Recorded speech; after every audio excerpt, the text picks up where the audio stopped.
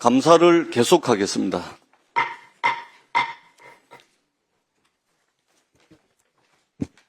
이모경 위원, 진종호 위원님 의사진행 발언해 주시기 바랍니다. 존경하는 위원장님, 금일 오전 이모경 의원이 본 의원이 요청에 참석한 참고인의 발언을 두고 사과를 요구한 부분에 대해서 저는 절대로 용납할 수 없을 뿐만 아니라 오히려 동료 의원에 대한 비하 발언을 한 이모경 의원의 사과를 요구합니다. 이 이모경 의원의 발언은 김종민 증인의 일방적인 입장만을 대변하고 있어 사실규명을 방해하고 있다는 사실도 명확히 밝히는 바입니다. 저는 지난 국정감사에서 김종민 증인에 대해 대한바이애슬론 연맹 회장까지 한 사람이 아무 연고도 없는 대한킥복싱협회와 회장으로 당선되는 과정에서 불법성이 있었고 이를 확인하지 못하고 인준해준 대한체육회 잘못을 증인과 참고인을 통해서 지적하고자 했습니다. 그런데 이 과정에서 김종민 증인이 이기흥 대한체육회장 후보 시절 선거운동을 한 사실이 발견되었고 현재는 최근 대한체육회장에 출마 선언한 유승민 전 IOC 위원을 위해 선거운동을 하고 있다는 사실도 밝혀졌습니다. 김종민 증인은 공공연하게 유승민이 당선되면 본인이 대한체육회 부회장이 될 것이라고 얘기하고 다니는 사실도 밝혀졌습니다. 결국 대한킥복싱협회와 관련 없는 사람이 회장에 당선될 수 있었던 이유, 왜 지금은 이기흥 선거운동을 했던 사람이 유승민 전 위원의 선거운동을 하고 있는지 등 중요한 사실들을 본 위원의 질의를 통해 밝혀낼 수 있었습니다. 이 문제점이 촉발된 참고인의 발언은 본 위원의 질의를 마무리하는 상황에서 참고인이 개인의 소신에 의해 발언한 부분입니다. 참고인은 본인의 책임에 따라 헌법이 보장한 표현의 자유에 따라 발언했습니다. 이모경 의원은 참고인과 말 맞춘 증인과 참고인만 국감장에 데려와야 된다는 말입니까? 저는 당시 참고인이 발언한 중간에 이게 만약 위증이면 처벌받을 수 있다는 말도 했습니다. 경고까지 했고 참고인 입장을 절대 두둔하진 않았습니다. 그럼에도 불구하고 본 위원에게 사과를 요구하라는 것은 자기 모순이면 어불성설입니다. 또한 제가 증인에게 질의하면서 사용한 자료는 대한체육회 공문과 법원 판결문 등 객관적인 증거만을 사용해서 질의를 했습니다. 어떤 근거로 무슨 근거로 검증하지 않고 진상규명하지 않고 참고인을 불렀다고 자신만만 발언하는지 묻고 싶습니다. 오히려 이모경 의원이 알고 있는 정보가 김종민 증인의 일방적인 입장만을 수용한 것은 아닌지 본인 스스로 돌아보시기 바라겠습니다. 동료 의원에게 아무런 근거 없이 모욕적으로 발언한 부분에 대해 저는 심히 유감을 표하고 이모경 의원의 사과를 강력히 요구합니다. 예. 다음은 이모경 위원님, 민영배 위원님, 예. 아니요, 민영배 위원님 먼저 하십시오. 예. 통상 저희는 자료 요청을 하기 위해서 의사진행 발언을 하고 그러는데요. 이번엔 제가 자료를 드리기 위해서 의사진행 발언을 좀 하겠습니다. 잘 아시는 것처럼 배드민턴의 안세영 선수가 지난 20일 덴마크에서 열린 덴마크 오픈 여자 단식 결정에서 준우승을 차지했습니다. 그래서 세계 1위 탈환했습니다. 8월 올림픽 금메달 이후에 2달 만에 복귀한 첫 국제대회에서 그런 성적을 거뒀다는 걸 잘 아실 겁니다. 아침에 제가 잠깐 인용을 해드렸는데 그 자료를 아예 장관님께 제가 전달하려고 합니다.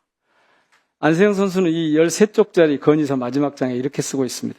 제가 지금 온전히 재활하고 복귀해서 꿈을 이룬 모습을 보여드리고 싶은데도 저도 이런 부상이 처음이고 이런 상황이 당황스러워 혼란의 시기를 보내고 있습니다. 공교롭게 이런 시기에 이런 문제들이 함께 터짐으로써 제 멘탈이 온전히 견뎌낼 수 있을까 겁나기도 하는데 그래도 마음 다잡고 가볼 생각입니다. 이때가 1월, 2월이거든요. 연초. 그러니까 올림픽 출전하기 전입니다. 때로는 버겁고 때로는 힘들고 여러 가지 복잡한 감정이 생길 때마다 선수로서의 본분을 잊지 않고 목표 달성을 해내고자 미루던 여러 가지 일들이 있습니다. 제가 국가대표가 되고 여전히 해결되지 않은 많은 문제들은 이제 감추지 않고 하나씩 바뀌어 가길 바라는 심정으로 계속 두드려볼 생각입니다. 마치 지금 검찰의 임은정 검사가 검찰의 부조리에 끊임없이 저항하면서 계속 가보겠습니다라는 책을 낼 때 심정과 비슷한 것 같습니다. 당초 안세영 선수 측은 빨래, 집합, 보고 등 선수촌 문화가 알려지면 다른 선수들에게 피해가 갈까 걱정돼서 그동안 건의서를 공개하지 않았다고 합니다. 그런데 일부만 악의적으로 발췌해서 공개하는 보도가 나왔습니다. 이건 누군가 아마 배드민턴 협회 쪽으로 보이는데 안세영 선수를 매도하고 또 정작 풀어야 될 문제를 가리려고 생각했던 것 같습니다. 그래서 저도 이 건의서를 공개하려고 합니다. 생각주머니 안세영이라는 이렇게 된 13쪽짜리 건의서인데요. 이 내용을 꼼꼼하게 살펴보면 안 선수의 진단이 얼마나 정확하고 진중하게 쓰여져 있는지 아실 수 있습니다. 제가 보기에는 이 건의서 작성 실력도 국가대표급입니다. 아주 정확하게 진단하고 따뜻한 시선으로 주옥 같은 제안을 담담하게 쓰고 있습니다. 이 전문을 꼼꼼하게 살펴보시면 전문 체육정책 수립은 물론이고 대표팀 육성 관리에도 꼭 필요한 여러 가지 조언들, 잠언들이 담겨 있다고 저는 봅니다. 안세영 선수 쪽에서는 동료 선수에게 피해를 주거나 협회와 싸우려는 것이 아님을 수없이 밝혔습니다. 이틀 전 국정감사장에서 대한배드민턴협회가 안세영 선수와 소통한 적이 없다는 것을 우리 모두가 확인한 바 있습니다. 협회는 안세영 선수의 건의서를 읽었음에도 마치 개인적인 이익이 호출하려는 그런 프레임을 씌우려 한 것 같습니다. 왜냐하면 이걸 제출한 때가 지난 2월 협회 관계자에게 이렇게 프린트한 것으로 직접 전달을 했고 이 보도가 이루어진 것은 파리올림픽에서 금메달을 딴 직후에 특정 언론을 통해서 이게 공개가 됩니다. 그런데 제가 자료 요청을 할 때는 이게 개인적인 의견이 담겨 있어서 선수 측이 원치 않는다고 하면서 저한테 주지 않았거든요. 그런데 언론에는 흘렸습니다. 저는요, 이 체육회와 배드민턴협회의 만행이 정말 화가 납니다. 반드시 국가대표 안세영 선수의 명예훼손에 대해서 협회와 필요하시다면 장관님께서도 사과를 하셔야 한다고 봅니다. 당장 선수들과의 소통은 물론이고 관리 운영 시스템을 바꾸기 바랍니다. 안세영 선수 측은 이 건의서가 부조리했던 체육회 관행을 타파하고 변화의 토대를 만들기를 진심으로 바라고 있습니다. 선수들이 마음껏 운동하고 보호받을 수 있도록 뒷받침하는 간절함이 담겨 있습니다. 제가 장관님께 드릴 테니까요. 네네. 관련된 분들이 다 보시고 또 저희 문체위 위원님들께도 드리겠습니다. 꼭 한번 읽어보시고 함께 체육계의 변화와 혁신을 위해서 노력해 주실 것을 요청드립니다. 예, 마치겠습니다. 알겠습니다. 예, 장관님, 아마 민영배 위원께서 이 안세영 선수의 레터를 전달해 드릴 텐데요. 네. 잘 알겠습니다. 보시고, 전반적으로 내용을 살펴보시고 대책도 좀 강구해 주십사 하는 말씀을 드리겠습니다. 네, 위원장님, 안세영 선수뿐만 아니라 모든 선수들이 지금 이 편지에 쓴 것처럼 자유롭게 자신 운동하고 안전하게 할 수 있도록 저희들이 최선의 방법을 통해서 강구를 하도록 하겠습니다. 네, 좋습니다. 다음 이모경 위원님 의사진행 발언해 주시기 바랍니다. 네, 위원장님. 저는 말 맞춘 사실이 없고요. 국정감사는 의원들과의 정쟁이 장이 아닙니다. 개인적인 감정을 떠나서 참고인으로서 말을 할 수는 있지만 할 말과 하지 말아야 될 말이 있습니다. 그거에 관련돼서 여기 계신 모든 의원님들이 들으셨다면 여기 계신 의원님들은 어떻게 하셨을 것 같습니까? 의원을 모욕하고 명예를 훼손했으며 신성한 국정감사를 혼란스럽게 하고 문체위를 모독하고 상임 이후 건의를 실축시켰습니다. 저는 이 부분에 있어서 답할 가치도 의미도 없다라고 생각합니다. 이상입니다. 자, 좀 전에 진종호 위원님과 이모경 위원님 의사진행 발언이 있었는데요. 지금 강신준 정인과 김종민 정인이 지금 자리에 나와 있습니다. 그래서 오늘 곧 이제 정인 또 참고인 분들에 대한 신문이 있기 때문에 이 과정을 거치고 난 뒤에 서로 이제 사과를 요구를 하고 있는데요. 요 신문 과정을 끝내고 난 뒤에 저희들이 다시 한 번 더 협의를 해보는 그런 절차를 좀 거쳤으면 좋겠다라는 말씀을 드리도록 하겠습니다. 민영배 위원님 하실 말씀 있으시죠? 지금 이제 저희들이 정인 신문을 하게 되는데 저는 두 분이 먼저 하시는 게 어떨까 싶습니다만 순서가 돌아오는 것을 기다리기보다는 그러니까 진종호 의원님과 다른 의원님들이 괜찮으시다면 이모경 의원님이 먼저 하시고 저도 이제 정인 신청을 했기 때문에 그래야 좀 차분하게 할 수 있을 것 같거든요. 이게 계속 얽혀서 이거 하다가 또 저렇게 하다가 이렇게 가면 좀 그럴 것 같아서 진행을 그렇게 해주시면 어떨까 제안을 드립니다. 그리고 제가 조금 전에 그 장관님께 전달해드린 그 13쪽짜리 문서는 분명하게 말씀해드리는데 안세영 선수 쪽에서 나온 문건이 아닙니다. 그러나 저 문건에는 쪽수만 제가 붙였고 원래 그 전달된 건 쪽수가 없었기 때문에 나머지는 다 원본 그대로임을 알려드립니다. 예. 예, 예, 이기현 의원님 의사진행 발언해 주시기 바랍니다. 네, 지금 그 아침에 동행명령장이 집행된 최재혁 대통령실 홍보기획 비서관에 대한 동행명령장 집행을 하러 갔다 왔습니다. 그 상황에 대해서 좀 보고를 드리고자 의사진행 발언을 시작했고요. 강남에 있는 모 병원에 본인 신고한 병원에 방문해서 동행명령장을 전달했고 동행명령을 요구했으나 본인이 오늘 시술을 받았다고 누워있는 상태였습니다. 그래서 동행명령에 응할 수 없다는 의사를 분명히 밝혔고요. 제가 위원회를 대표해서 몇 가지 동행명령에 응하지 못하는 사유에 대해서 질의를 하려고 했더니 본인이 심장이 뛰어서 오늘은 질문을 받을 수 없다라는 얘기를 해왔어요. 그래서 제가 그러면 다음 우리 문체위에서 준비한 현안질이라든지 청문회 자리에서 다시 보자라고 하고 돌아왔다는 말씀을 좀 드리겠습니다.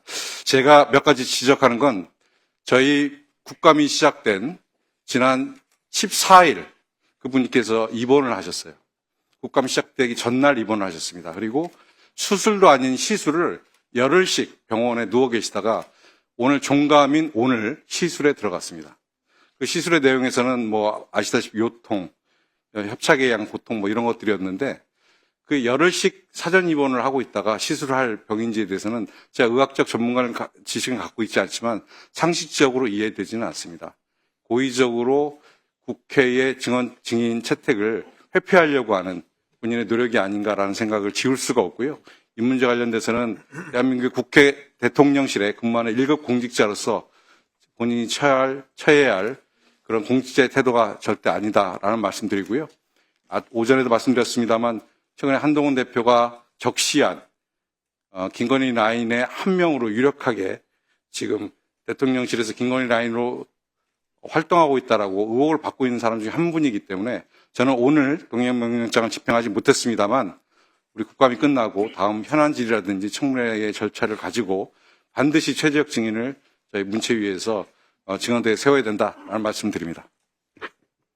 예, 그 의사진행 발언은 잘 들었습니다. 일단은 정인 참고인들이 지금 출석해 있는 상황이기 때문에 그 강신준 정인, 김종민 정인 이 문제와 관련해서도 정인 참고인 신문이 끝이 나고 난 뒤에 추후 좀 판단하도록 하겠습니다. 지금부터 일반 정인 및 참고인에 대한 신문을 실시하도록 하겠습니다.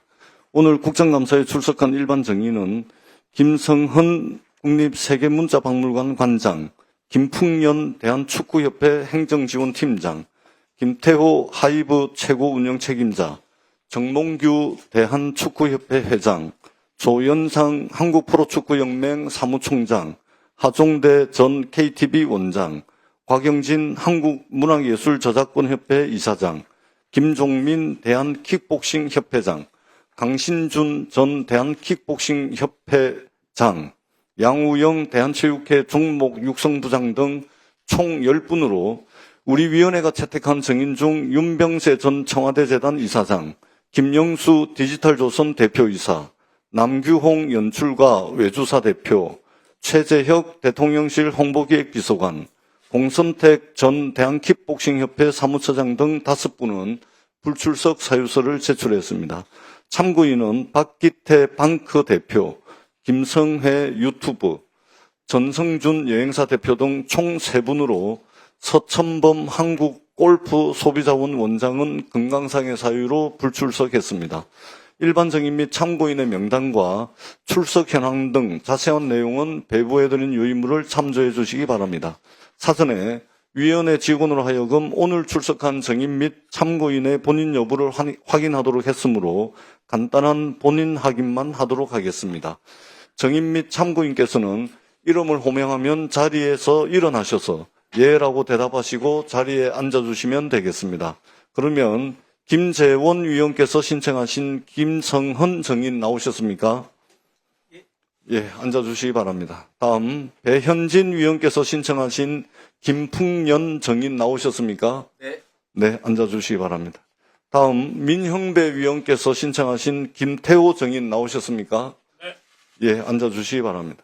다음 배현진 위원께서 신청하신 정몽규 증인 나오셨습니까? 네, 앉아주시기 바랍니다. 다음 정연욱 위원께서 신청하신 조연상 증인 나오셨습니까? 네, 앉아주시기 바랍니다. 다음 김재원 위원, 이기헌 위원, 임오경 위원께서 신청하신 하종대 증인 나오셨습니까? 네, 앉아주시기 바랍니다. 다음 김재원 위원께서 신청하신 곽영진 증인 나오셨습니까? 네, 앉아주시기 바랍니다. 다음 임오경 위원께서 신청하신 김종민 증인 나오셨습니까? 네, 앉아주시기 바랍니다. 다음 임오경 위원께서 신청하신 강신준 증인 나오셨습니까? 네, 앉아주시기 바랍니다. 다음 임오경 위원께서 신청하신 양우영 증인 나오셨습니까? 네, 앉아주시기 바랍니다. 다음 김성수 위원께서 신청하신 박희태 참고인 나오셨습니까? 네, 앉아주시기 바랍니다. 다음 진종호 위원께서 신청하신 김성회 참고인 나오셨습니까? 네, 앉아주시기 바랍니다. 다음 김성수 위원께서 신청하신 전성준 참고인 나오셨습니까?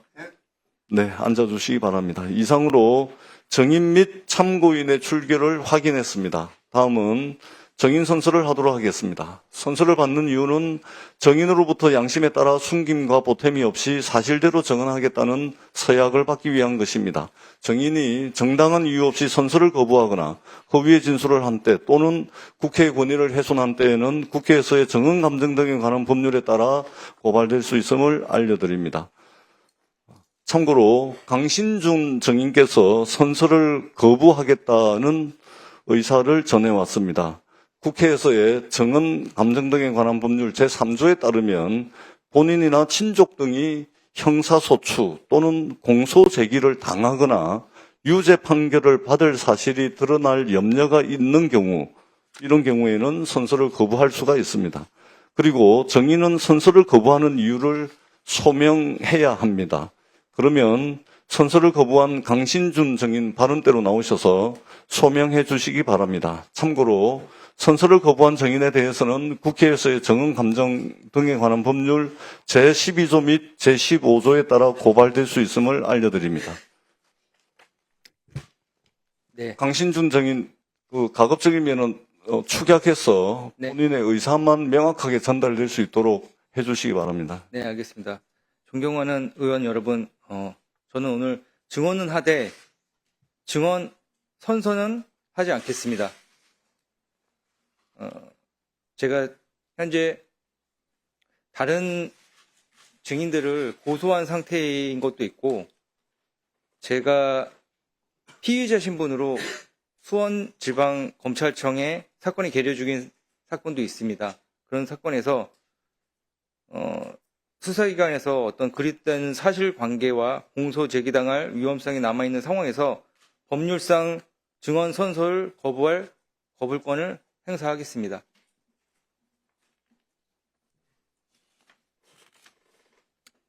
다만 증인은 대한민국 최욱의 그 특정 인물이 아니라 우리나라 입법부, 행정부, 사법부, 언론사까지 뻗친 그 카르텔을 폭로하고 대한민국 체육 발전과 진실을 위해서 성실히 증언하겠습니다. 감사합니다. 예, 들어가셔도 좋습니다. 이모경 의원님, 의사진행 발언입니까? 거부에 관련돼서 적법하지 않다라고 생각합니다. 본 의원이 증인으로 요청한 것은 강신준 증인에 대한 피의자 신분 형사소송 공소 제기와는 관련된 사안을 질의하는 게 전혀 아닙니다. 이틀 전 참고인으로 출석하셔서 발언한 부분에 대해 본 의원에 관련된 진상규명을 위한 것이기에 증감법 제3조에 따른 선서 거부에 해당될 수 없고 증인에 대한 정상적인 절차를 진행해 주셨으면 좋겠습니다. 만약에 그래도 거부한다라면 국회법 증감법 제13조에 따라 국회 모욕죄로 고발 조치를 취할 수가 있기 때문에 다시 한번 말씀드리지만 저는 이틀 전에 참고인으로 참석하셔서 본 의원에 대한 신상 발언에 관련된 진상 규명을 듣고 싶은 거기 때문에 이 부분은 위원장님 받아주시면 안 된다라고 생각합니다. 이상입니다. 자, 강신준 정인 다시 한번 발언대로 잠시만 나와 주십시오. 조금 전에 나왔습니다. 이모경 위원께서 말씀하신 내용 잘 들으셨죠? 네, 잘 들었습니다. 그러니까 그 법상으로 우리 정인께서는 형사소추 또는 공소제기를 당하거나 유죄 판결을 받을 사실이 드러날 염려가 있는 경우에는 명백하게 정인 선서를 거부하실 수가 있습니다. 네. 그렇게 하시겠다라고 말씀을 드렸는데 네. 오늘 정인으로 출석해서 정인으로 채택이 돼서 오늘 이 정인으로 참석을 하셨는데 네. 그 질의응답 내용이 이틀 전에 이 자리에 참고인 신분으로 출석을 하셔가지고 네. 임오경 의원과 관련된 내용 네. 이 부분에 대한 내용이기 때문에 실제 형사소추라든지 공소제기가 될 수 있다라고 염려되는 그런 부분의 내용과는 상관이 없다. 이런 취지의 이모경 위원 말씀이거든요. 그렇다면 그 정인께서 판단을 하셔서 형사소추 또는 공소제기와 관련된 내용이 손톱만큼이라도 있으면 네. 그 부분은 그 바로바로 말씀을 해주시면 제가 그 부분에 대한 질의는 맡겠습니다. 그 외에 이틀 전에 나오셔서 국감위원과 관련된 내용들 이 부분에 대한 질의이기 때문에 정인 선서를 해주시는 것이 어떠냐 이것이 위원장의 판단입니다. 어떻습니까? 제가 지금 현재 고소를 하고 고소를 당하고 또 수원지방검찰청에 공소가 제기될 당할 염려가 있는 사건들도 있고 그 사건의 수사관들도 이 사건을 보고 있고 이 관련된 연관성이 전혀 없다고 얘기할 수가 없습니다. 그래서 이런 부분에 대해서 거부권을 행사하겠습니다. 예, 잠시만 좀 서 계시고요. 이모경 위원님 의사진행 발언 해주시기 바랍니다. 위원장님께서 지금 말씀하신 것처럼 위원장님께서 중재를 해주시고 다시 한번 말씀드리지만 오늘 강신준 증인에 대한 모든 부분 관련 사안들에 관련돼서는 지금도 염려하시는 부분에 있어서는 질의가 들어가지는 않을 것입니다. 이틀 전에 참고인으로 나오셔서 저에게 신상 발언을 하신 거에 관련돼서 저는 오늘 강신준 증인에게 질의를 할 것이기 때문에 그 외적인 질의는 없다라고 제가 말씀을 드립니다. 자, 강신준 정인, 그래도 정인 선서를 거부하시겠습니까? 네. 예, 거부하겠습니다. 좋습니다. 예, 됐습니다. 그러면 정언은 하되 정인 선서를 거부를 하셨습니다. 그렇다 그래서 이 자리에서 위정을 하거나 사실과 다른 이야기를 한다 그래서 면책을 받는 것은 아니라는 사실을 강신준 정인께 제가 명백하게 말씀을 드립니다. 정인 선서를 거부를 하시긴 했지만 이 자리에서 정언을 하시는 것이기 때문에 사실 있는 그대로 양심에 따라서 정언해 주십사 하는 그런 당부의 말씀을 드리도록 하겠습니다. 그렇게 해 주실 수 있겠죠? 네, 좋습니다. 제가 정리하고 넘어가면 안 될까요? 네, 예. 그렇다면 국회 증감법 제13조에 따라서 국회 모욕죄로 고발 조치를 위원장님 취해 주시기 바랍니다. 오늘 오전부터 여러 고소고발건 이런 이제 말씀들을 우리 위원님들께서 많이 해주셨는데 다시 한번 위원장으로서 말씀을 드리자면 오늘 국감이 끝나고 난 뒤에 여러 건 그동안 제기됐던 많은 건들 여야 간사위원님들과 잘 협의를 해서 결론을 내리는 그런 절차와 과정을 밟겠다라는 말씀을 다시 한번 드리도록 하겠습니다. 자, 정인 선서를 하도록 하겠습니다. 정인 선서는 일괄하여 함께 하도록 하겠습니다. 정인을 대표하여 김성헌 정인께서는 발언대로 나오셔서 오른손을 들고 선서를 해주시고 선서가 끝나면 선서문의 기명날인 또는 서명하여 위원장에게 직접 제출해 주시기 바랍니다. 다른 정인들께서는 자리에서 일어나셔서 오른손을 들어주시면 되겠습니다. 참고인들께서는 선서가 필요 없기 때문에 자리에 앉아 계셔도 되겠습니다. 그러면 김성헌 정인 나오셔서 선서해 주시기 바랍니다. 선서, 본인은 국회가 실시하는 2024년도 국정감사와 관련하여 문화체육관광위원회에서 정언을 함에 있어 국회에서의 정언 감정에 관한 법률 제8조와 같이 양심에 따라 숨김과 보탬 없이 사실 그대로 말하고 만일 진술이나 서면 답변에 거짓이 있으면 위정의 벌을 받기로 맹세합니다. 2024년 10월 24일 정인 김성헌.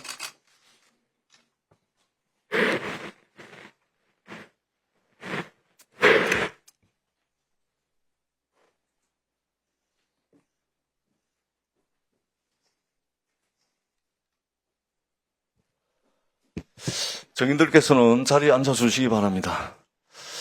정인 및 참고인 신문 순서는 정인과 참고인의 출석을 요구하신 위원님들의 신문을 모두 마친 후에 그 밖의 신문을 희망하시는 위원님 순으로 진행하도록 하겠습니다. 질의 시간은 답변 시간을 제외하고 5분을 원칙으로 하겠습니다.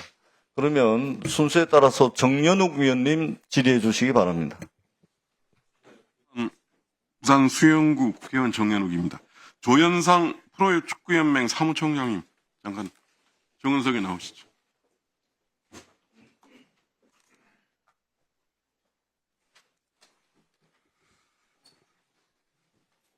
우리가 흔히 축구 경기를 하다 보면 비디오 판독 심판이 있죠. VAR이라고 하죠. 네.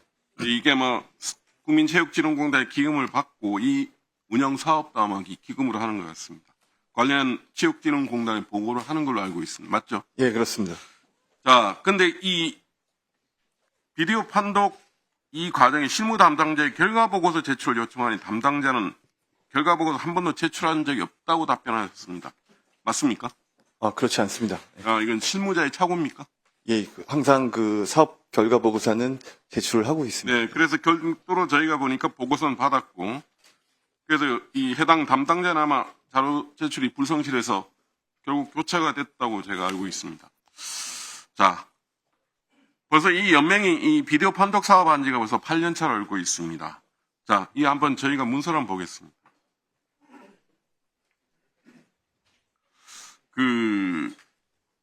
이 비디오 판독 준비 상태는 매우 미흡하고 이게 프로축구 심판협의회에서 공적으로 보낸 공문입니다. 그래서 간단히 요약하면 준비 상태가 매우 미흡하고 관련 인력들의 교육이 제대로 되지 않아서 교육이 시급하다는 내용입니다.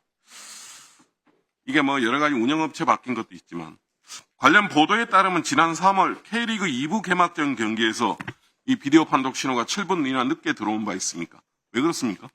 예, 장비에 좀 오류가 있었던 건 사실입니다. 장비 오류에 그친 겁니까? 예, 그렇습니다. 실무 인력에 좀 운영 능력이 미비하거나 이런 건 아닙니까?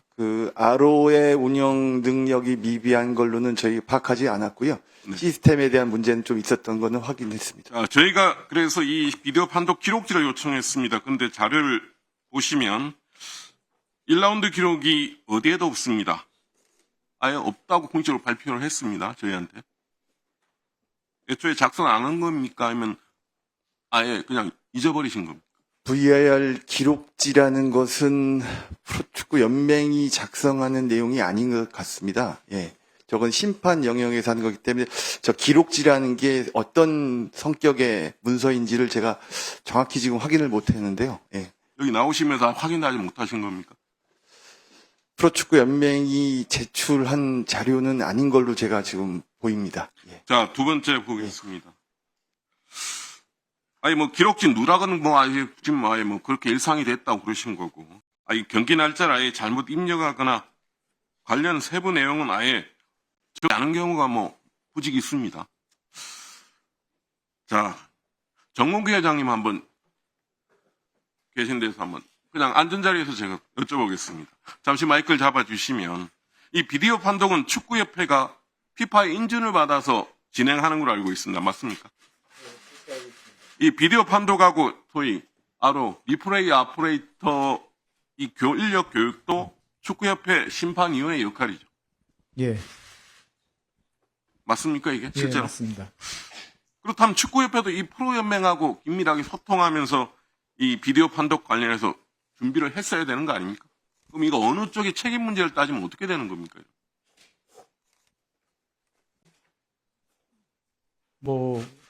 계약, 기계 계약 문제에 있어서는 그 프로연맹에 계약하는 것 같고요. 네. 그 심판 운영에 관해서는 그 축구협회에서 하고 있습니다.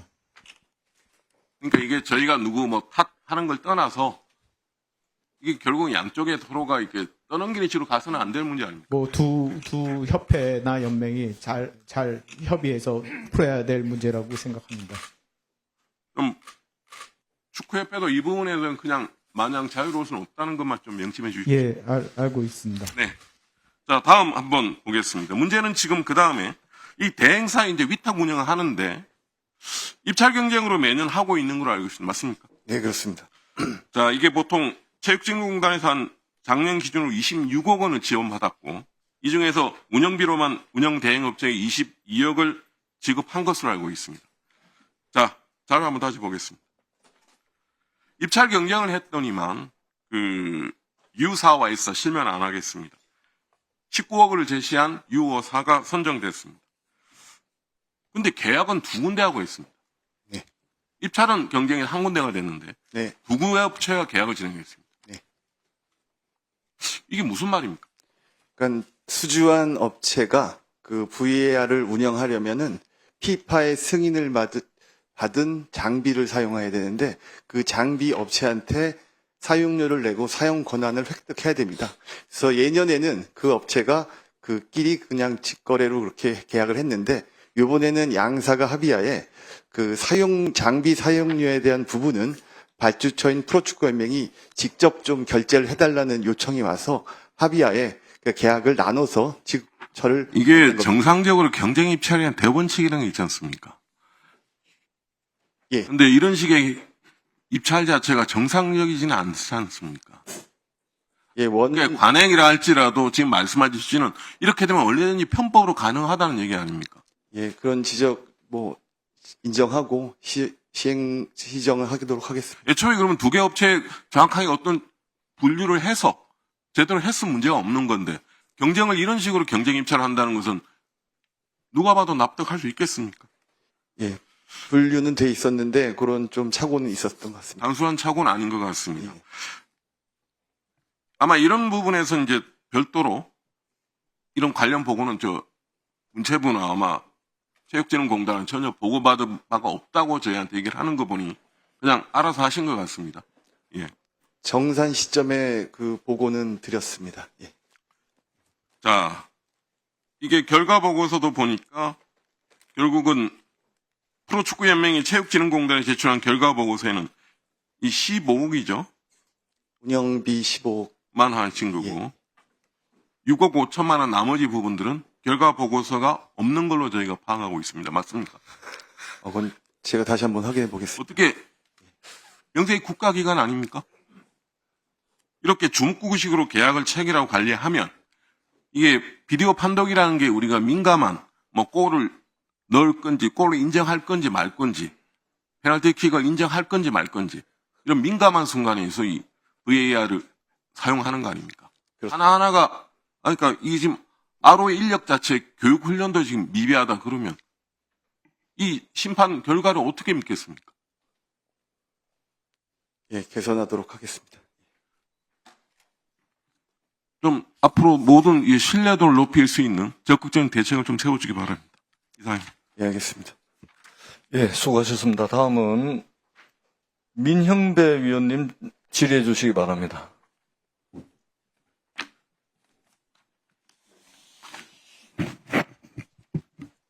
네, 김태호 대표님 증인으로 나오셨는데요. 이쪽으로 좀 나오시겠습니다.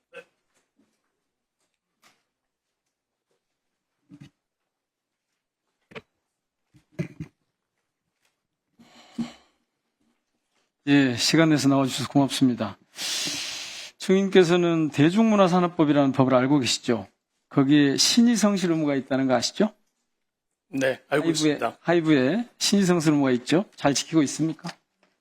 잘 지키도록 최선의 노력을 다하고 있습니다. 하이브의 지속가능 경영 보고서 보니까 인권 경영을 천명하고 있던데 이것도 잘하고 계십니까? 네, 알고 있습니다. 아니, 잘하고 계시나요? 저희가 대외적으로 발표한 메시지들을 준수하도록 하기 위해서 내부적으로 많은 노력을 다하고 있습니다. 저기 한번 보실게요. 지금 저희가 입수한 PT 좀 보여주세요. 위클리 산업, 음악 산업 리포트. 이거 회사에서 사용하는 공적 문서죠? 보고서죠? 네, 저희 회사에서 저거 보시죠? 저거 보고 계시죠? 저런 거를 보고 매주 열람에 와서 논의하는 이유가 뭡니까? 저희는 K-팝 산업에 종사하고 있는 회사로서 저희 팬들과 그리고 또 저희 업계가 저희 하이브에 소속되어 있는 아티스트 및 저희 또 K-팝 전반에 대해서 어떤 여론들을 가지고 있는지를 매주 주의 깊게 보고 있습니다. 그래서 그런 것들의 여러 가지 과정 중에 지금 보여주신 문서는 그 중에 하나인 것 같습니다. 여러 개를 제가 편집을 해놨습니다. 지금 아주 여러 개를. 근데 저기 보면 정말 정보들이 원색적이고 노골적인 비방, 외모평가 이렇게 가득 담겨 있어요. 예를 들어 볼까요? 멤버들이 한창 못생길 나이에 우르르 데뷔시켜놔서 누구도 아이돌의 이목구비가 아닌데다. 외모나 섹스 어필에 관련되어 드러나는 경향이 두드러짐. 좀 놀랍게도 아무도 안 예쁨. 땡땡 그룹 데뷔할 때도 외모로 다들 충격받았다. 다른 멤버들은 놀랄 만큼 못생겼다. 다 보신 적이 있으시죠? 지금 말씀해 주신 저 문서 내용을 제가 기억하고 있지는 못하는데요. 내부 보고서 맞는데요. 저희가 저런 모니터링 자료들을 많이 만들고 있고 많이 검토하고 있기 때문에 이게 다 이 임원용 보고서에 지금 이것들이 다 미성년자로 구성된 그룹에 대한 거라는 건 알고 계신가요? 아까 제가 말씀드렸던 것처럼 저것은 저희 하이브의 의견이거나 하이브의 공식적인 판단은 아닙니다. 온라인상에 들어와 있었던 많은 글들을 저희가 모니터링하기 위해서 모으고 그런 것들을 종합한 내용으로 저는 보이고 있습니다. 아니, 그걸 모니터해서 위클리 음악 산업 리포트라고 하는 것을 작성하시잖아요. 회사에서. 네, 저희 회사에 근데 왜 다른 사람들 거라고 하세요? 자기들이 모아서 보고하는 건데. 그러니까 제가 자신들이 말씀드린 작성한 것은 거죠. 지금 보여주신 저 내용들이 아니, 저희 그 회사의 보고서에 판단만 들어있는 내용이라니까요. 그 보고서에 들어있는 내용을 제가 읽어드린 거예요. 외모평가, 질 낮은 이른바 이런 표현들. 근데 저게 문제는 미성년자들에 대한 거예요. 그래서 이 아이돌에 대한 비인격적인 이런 인식과 태도가 저 보고서에 가득 담겨 있어서 그 문제 제기를 하는 겁니다. 하이브만 이렇습니까? 제가 다른 회사의 상황은 잘 모르겠습니다. 이게 지금 대중문화산업법 신의성실 의무를 위반한 겁니다. 혹시 알고 계세요? 저는 그렇게 생각하지는 않습니다. 그래요? 그러면 다음 PPT를 한번 볼게요. 장관님, 문체부 장관님. 네네. 지난 3월에 콘텐츠 제작 현장 아동 청소년 권익 보호 가이드라인 이런 거 배포하셨죠? 네네, 그렇습니다. 여기에 아동 청소년에게 폭언과 욕설 체벌은 물론 외모 등을 평가하는 언행도 하지 말아야 한다 이렇게 명시하고 있는 거 맞죠? 네, 그렇습니다. 그런데 지금 제가 보여드린 보고서하고 이 가이드라인하고 도대체 안 맞는데 왜 이렇습니까? 글쎄요, 지금 말하는 걸로 봐서는 밖에서 다른 사람이 쓴 걸 모아놓은 거라고 얘기를 하는데, 저는. 아니, 자신들의 보고서, 네네. 내부 보고서. 표현은 좀 심한 거죠, 이런 건. 저렇게 하면 안 되는 거죠. 네, 그렇게 그런 표현을 자기 안에 있는, 이제 어떻게 보면 직원들이나 가족들이라고 봐야 할 텐데, 과한 거 아닌가 싶습니다. 그렇죠. 네. 예민한 분들은 저희가 저기 다 가렸습니다. 개인정보를 다 가렸지만 저 표현만 보고도 금방 알 거예요. 금방. 저희들이 하여튼 가리고 조심스럽게 한 거 저건데요. 좋습니다. 하여튼 그런 부분을 잘 좀 보셨으면 좋겠고요. 그 다음에 하나 더요. 음반 밀어내기라고 하는 거 아시죠? 네, 어떤 개념으로 말씀하시는지는 이해하고 있습니다. 예, 저 한번 봐보세요.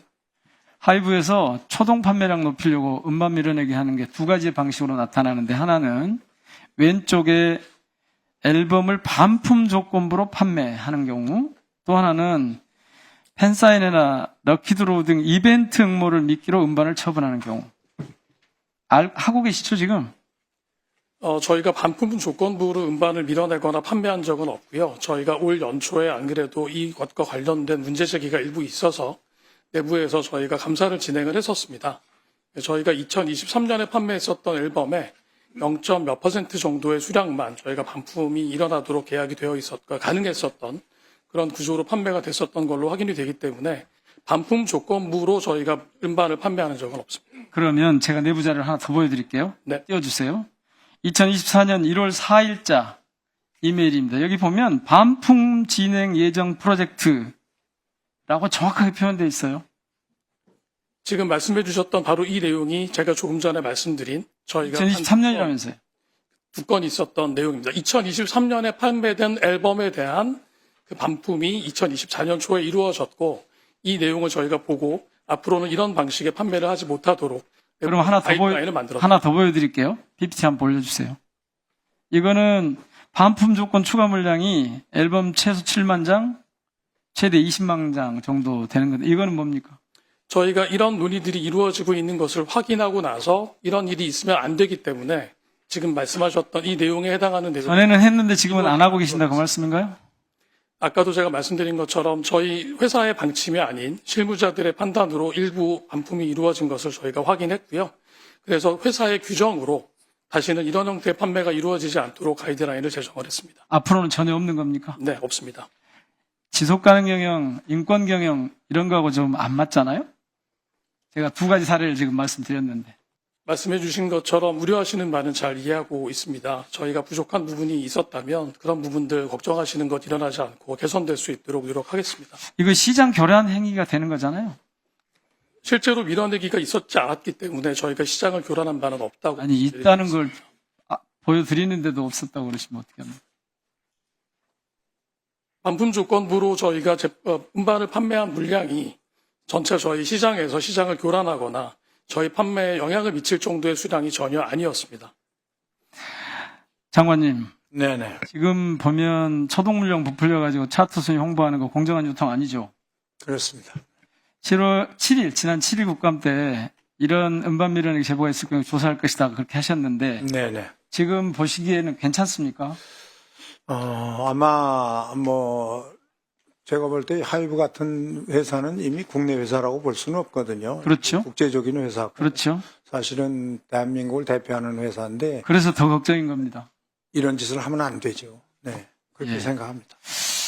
이거 문체부에서 꼼꼼하게 좀 살펴보실 필요가 있다고 생각합니다. 네네. K 컨텐츠의 국제 경쟁력을 생각해서라도 이런 일종의 조작 같은 게 생기면 굉장히 불리해질 거거든요. 네. 하이브만의 문제가 아니고 전체 국내 그렇습니다. 네. K-팝, K 컨텐츠의 문제이기 때문에 문체부에서 정확하게 좀 해주시면 좋겠습니다. 의원님 지적하신 이 사항을 좀 철저하게 잘 체크하도록 하겠습니다.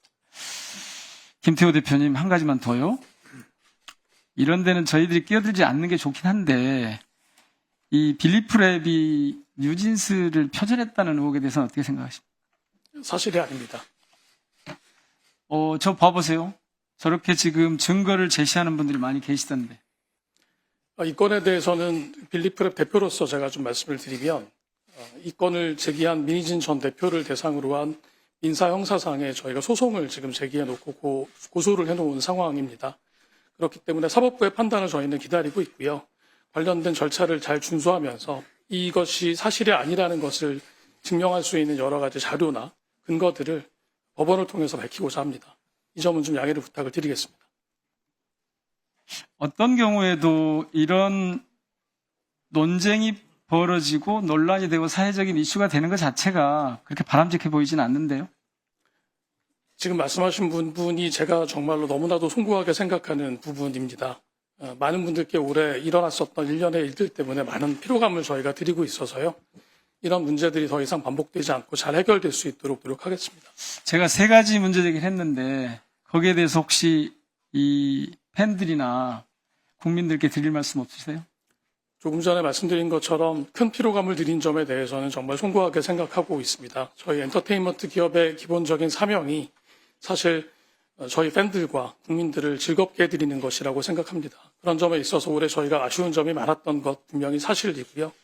오늘 의원님께서 말씀해 주셨던 부분들 포함해서 저희가 앞으로 이런 일들이 더 이상 피로감으로 나타나지 않도록 노력하겠습니다. 시간 내주셔서 고맙습니다. 정몽규 회장님. 예. 그냥 거기서 말씀 주세요. 이임생 이사 사의표명이 한 달 지났는데요. 사직서 제출했습니까? 9월 24일 이후에 바로 정신적인 쇼크를 받아서 입원을 했습니다. 그래가지고 지난주에 퇴원한 거로 알고 있고, 본인은 사의 의사를 표명했고, 조만간 사의에 대한 사퇴에 대한 토의를 할 예정입니다. 국회 현안 질의 때문에 쇼크를 받았다고요? 본인이 굉장히 쇼크를 받아가지고 우울증이 생겼다고 이렇게 이야기하고, 그래서 입원을 했었습니다. 다른 분들은 국회 와서 그런 경우가 없었던데 왜 그분은 그러시죠? 마음이 상당히 여린 것 같습니다.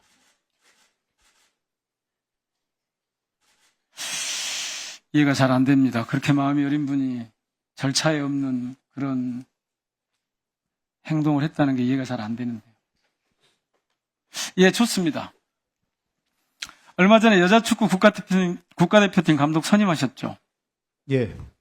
제가 지난번에 축구대표팀 감독하고 여자축구대표팀 감독하고 선임 과정을 표로 만들어 놨거든요. 한번 봐보시죠. 예. 첫째, 크게 4가지 비교가 가능한데, 전력강화위원회 구성이 됐죠?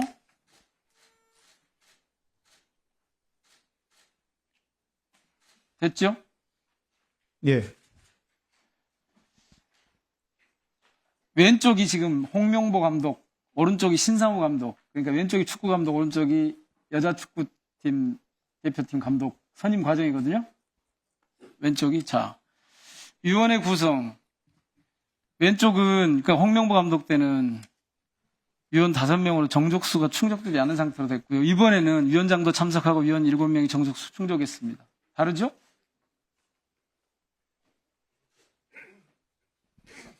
여러 가지 착오가 있는 것 같습니다. 저기 마지막 얘기한 첫 번째 자료를 한번 다시 네, 띄워봐 주세요. 예. 위원회 구성에 있어서 마지막 10차 이후에 그렇습니다. 예. 그걸 말씀하시는 것 예, 같고요. 두 번째 후보 면접 과정은 이임생 의사가 10차 전력 강화 위원회 이후에 사실상 추천이 끝났고 이임생 이사가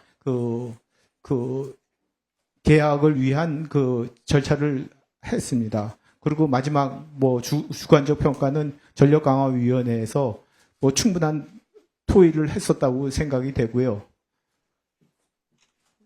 아니, 제가 말씀드리는 건 왼쪽에 홍명보 감독 때하고 오른쪽에 신상호 감독 때가, 오른쪽에 신상호 감독은 저희들이 현안질의 한 다음에 이루어진 거예요. 국회에서 한 다음에. 예. 아주 정상적으로 진행이 됐잖아요. 그리고 마지막 부분은 그때 국회에서 지적해 주셔가지고 내정 후에 이사회 결의를 하고서 그렇게 진행했었습니다. 회장님, 홍명보 감독을 선임할 때는 할 수 있는데, 그러니까 오른쪽에 지금 그 이후에 한 것처럼 저렇게 제대로 할 수 있는데 안 한 겁니까? 아니면 일부러 안 하신 겁니까? 전략강화위원회가 5개월 동안 계속 해가지고 감독 후보를 제대로 못 찾고 있었습니다. 그래가지고 9월달 A매치를 앞두고서 거의 한 달 반밖에 안 남은 상황에서 회장님, 제가 드리는 말씀은 현안질의하고 국정감사하니까 감독 선임이 공정하게 오른쪽처럼 제대로 됐어요. 네, 그 전에는 저렇게 엉망이었는데 그걸 제가 말씀드리는 거예요. 아니 그래서 저걸 할 수 있는데 안 하신 건지, 그냥 의도적으로 저렇게 하신 건지. 두 번째 남자 A 대표팀 감독 저거는 조금 본질과 좀 차이가 있다고 생각이 됩니다. 잠깐만요. 그 표 다시 한번 올려주십시오. 왼쪽은 홍명보 감독 때, 오른쪽은 신상호 감독 때인데 국정감사 현안질의 이후가 오른쪽, 그 전에 왼쪽에 문제가 있으니까 저희들이 정리하는 것에 잘못된 게 있습니까? 왼쪽 오른쪽 중에 마지막 이사회 의결 요거만 차이 있고 나머지는 다 제대로 절차를 밟았다고 생각을 합니다. 다시 말씀드릴게요. 평가 제대로 하셨다는 거예요? 전력강화위원회에서 10차에 걸쳐서 저기는 체계적으로 정량 평가를 했어요. 근데 홍명보 감독 때는 주관적으로 주목구기식으로 했어요. 서류도 제출 제대로 안 했고, 제가 여쭙는 건 왜 저렇게 현안 질의하고 국정감사하고 나니까 제대로 할 수 있는데 그전에는 안 하셨습니까? 라고 여쭙는 겁니다. 뭐 여러 가지 지적을 받아서 뭐 더 발전적으로 이렇게 진행했다고 생각합니다. 그러니까 그전엔 잘못한 거 맞네요.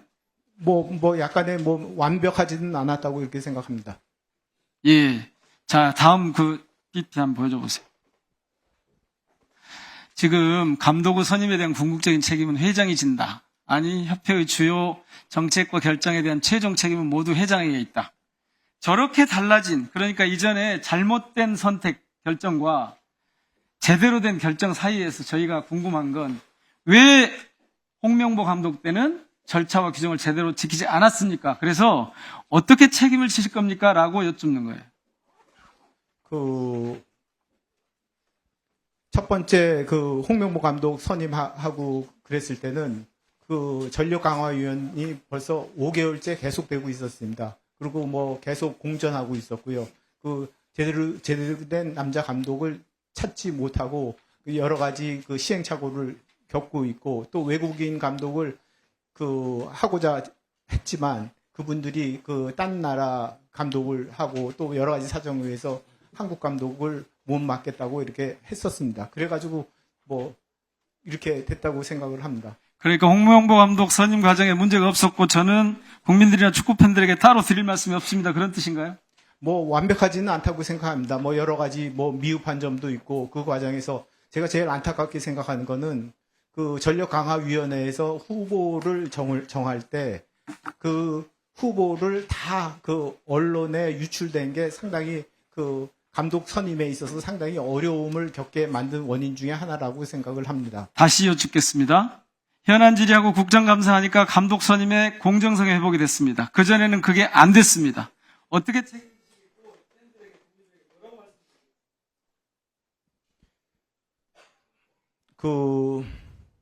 저희가 뭐 완벽하게 뭐 모든 것을 다 잘한다고 말할 수는 없습니다만 규정에 따라서 열심히 잘 했고, 지금까지 30여 년 동안 대한민국 남자 대표팀 감독 선임에 있어서는 항상 문제가 있고 반대 의견이 있었습니다. 많은 항상 논란이 있었습니다.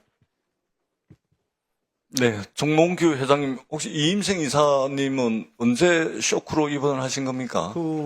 바로 다음날 했었습니다. 국회 문체위 현안 질의 이후에 다음날 바로. 네, 그렇게 했었습니다. 무슨 일로 쇼크를 받으셨나요?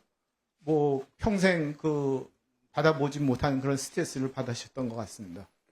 그러면은 우리 국회 문화체육관광위원회 현안 질의가 이임생 이사로 하여금 쇼크에 빠질 정도로 문체위가 무슨 부당한 질의를 했거나 또는 강요를 했거나 또는 문체위가 해서는 안 되는 그런 행위를 했다는 뜻은 아니죠. 뭐 그거는 아니라고 생각하고 본인이 여기서 질문하는 거에 대해서 상당히 무겁게 받아들였던 것 같습니다. 그러니까 마치 듣기에 따라서는 문체위가 마치 쇼크를 받을 정도로 했다 이렇게 오해해서 들릴 소지가 있기 때문에 제가 말씀을 드리는 것이고, 위원장인 제가 판단을 하기에는 오히려 이임생 이사가 문체위 현안 질의 과정에서 홍명보 감독의 선임의 절차와 과정에서 그동안 국민들께 알려지지 않았던 내용들, 문제가 있었다라는 내용들이 드러나니까 오히려 쇼크를 받은 것이 아닌가, 이렇게 보는 것이 현안 질의 끝나고 난 뒤에 대다수 국민들이 느꼈던 거 아닙니까? 근데 마치 국회 문체위의 현안 질의 때문에 마음이 여린 분이 그 충격으로 쇼크로 병원에 입원했다. 지금 이렇게 오해를 불러일으킬 수 있는 말씀을 우리 회장님께서 하고 계시는 겁니다. 그런 의미 아니죠? 네, 그런 의미는 아닙니다. 모든 사람이 국회 증언대 쓰게 되면 다 무겁게 받아들이고 부담스러운 것은 사실이라고 생각이 됩니다. 네, 앉아주셔도 되겠습니다. 자, 다음은 진종호 위원님 질의해 주시기 바랍니다. 네, 김성회 참고인 앞으로 좀 나와주시겠어요? 불편하면 그냥 거기 계시고요.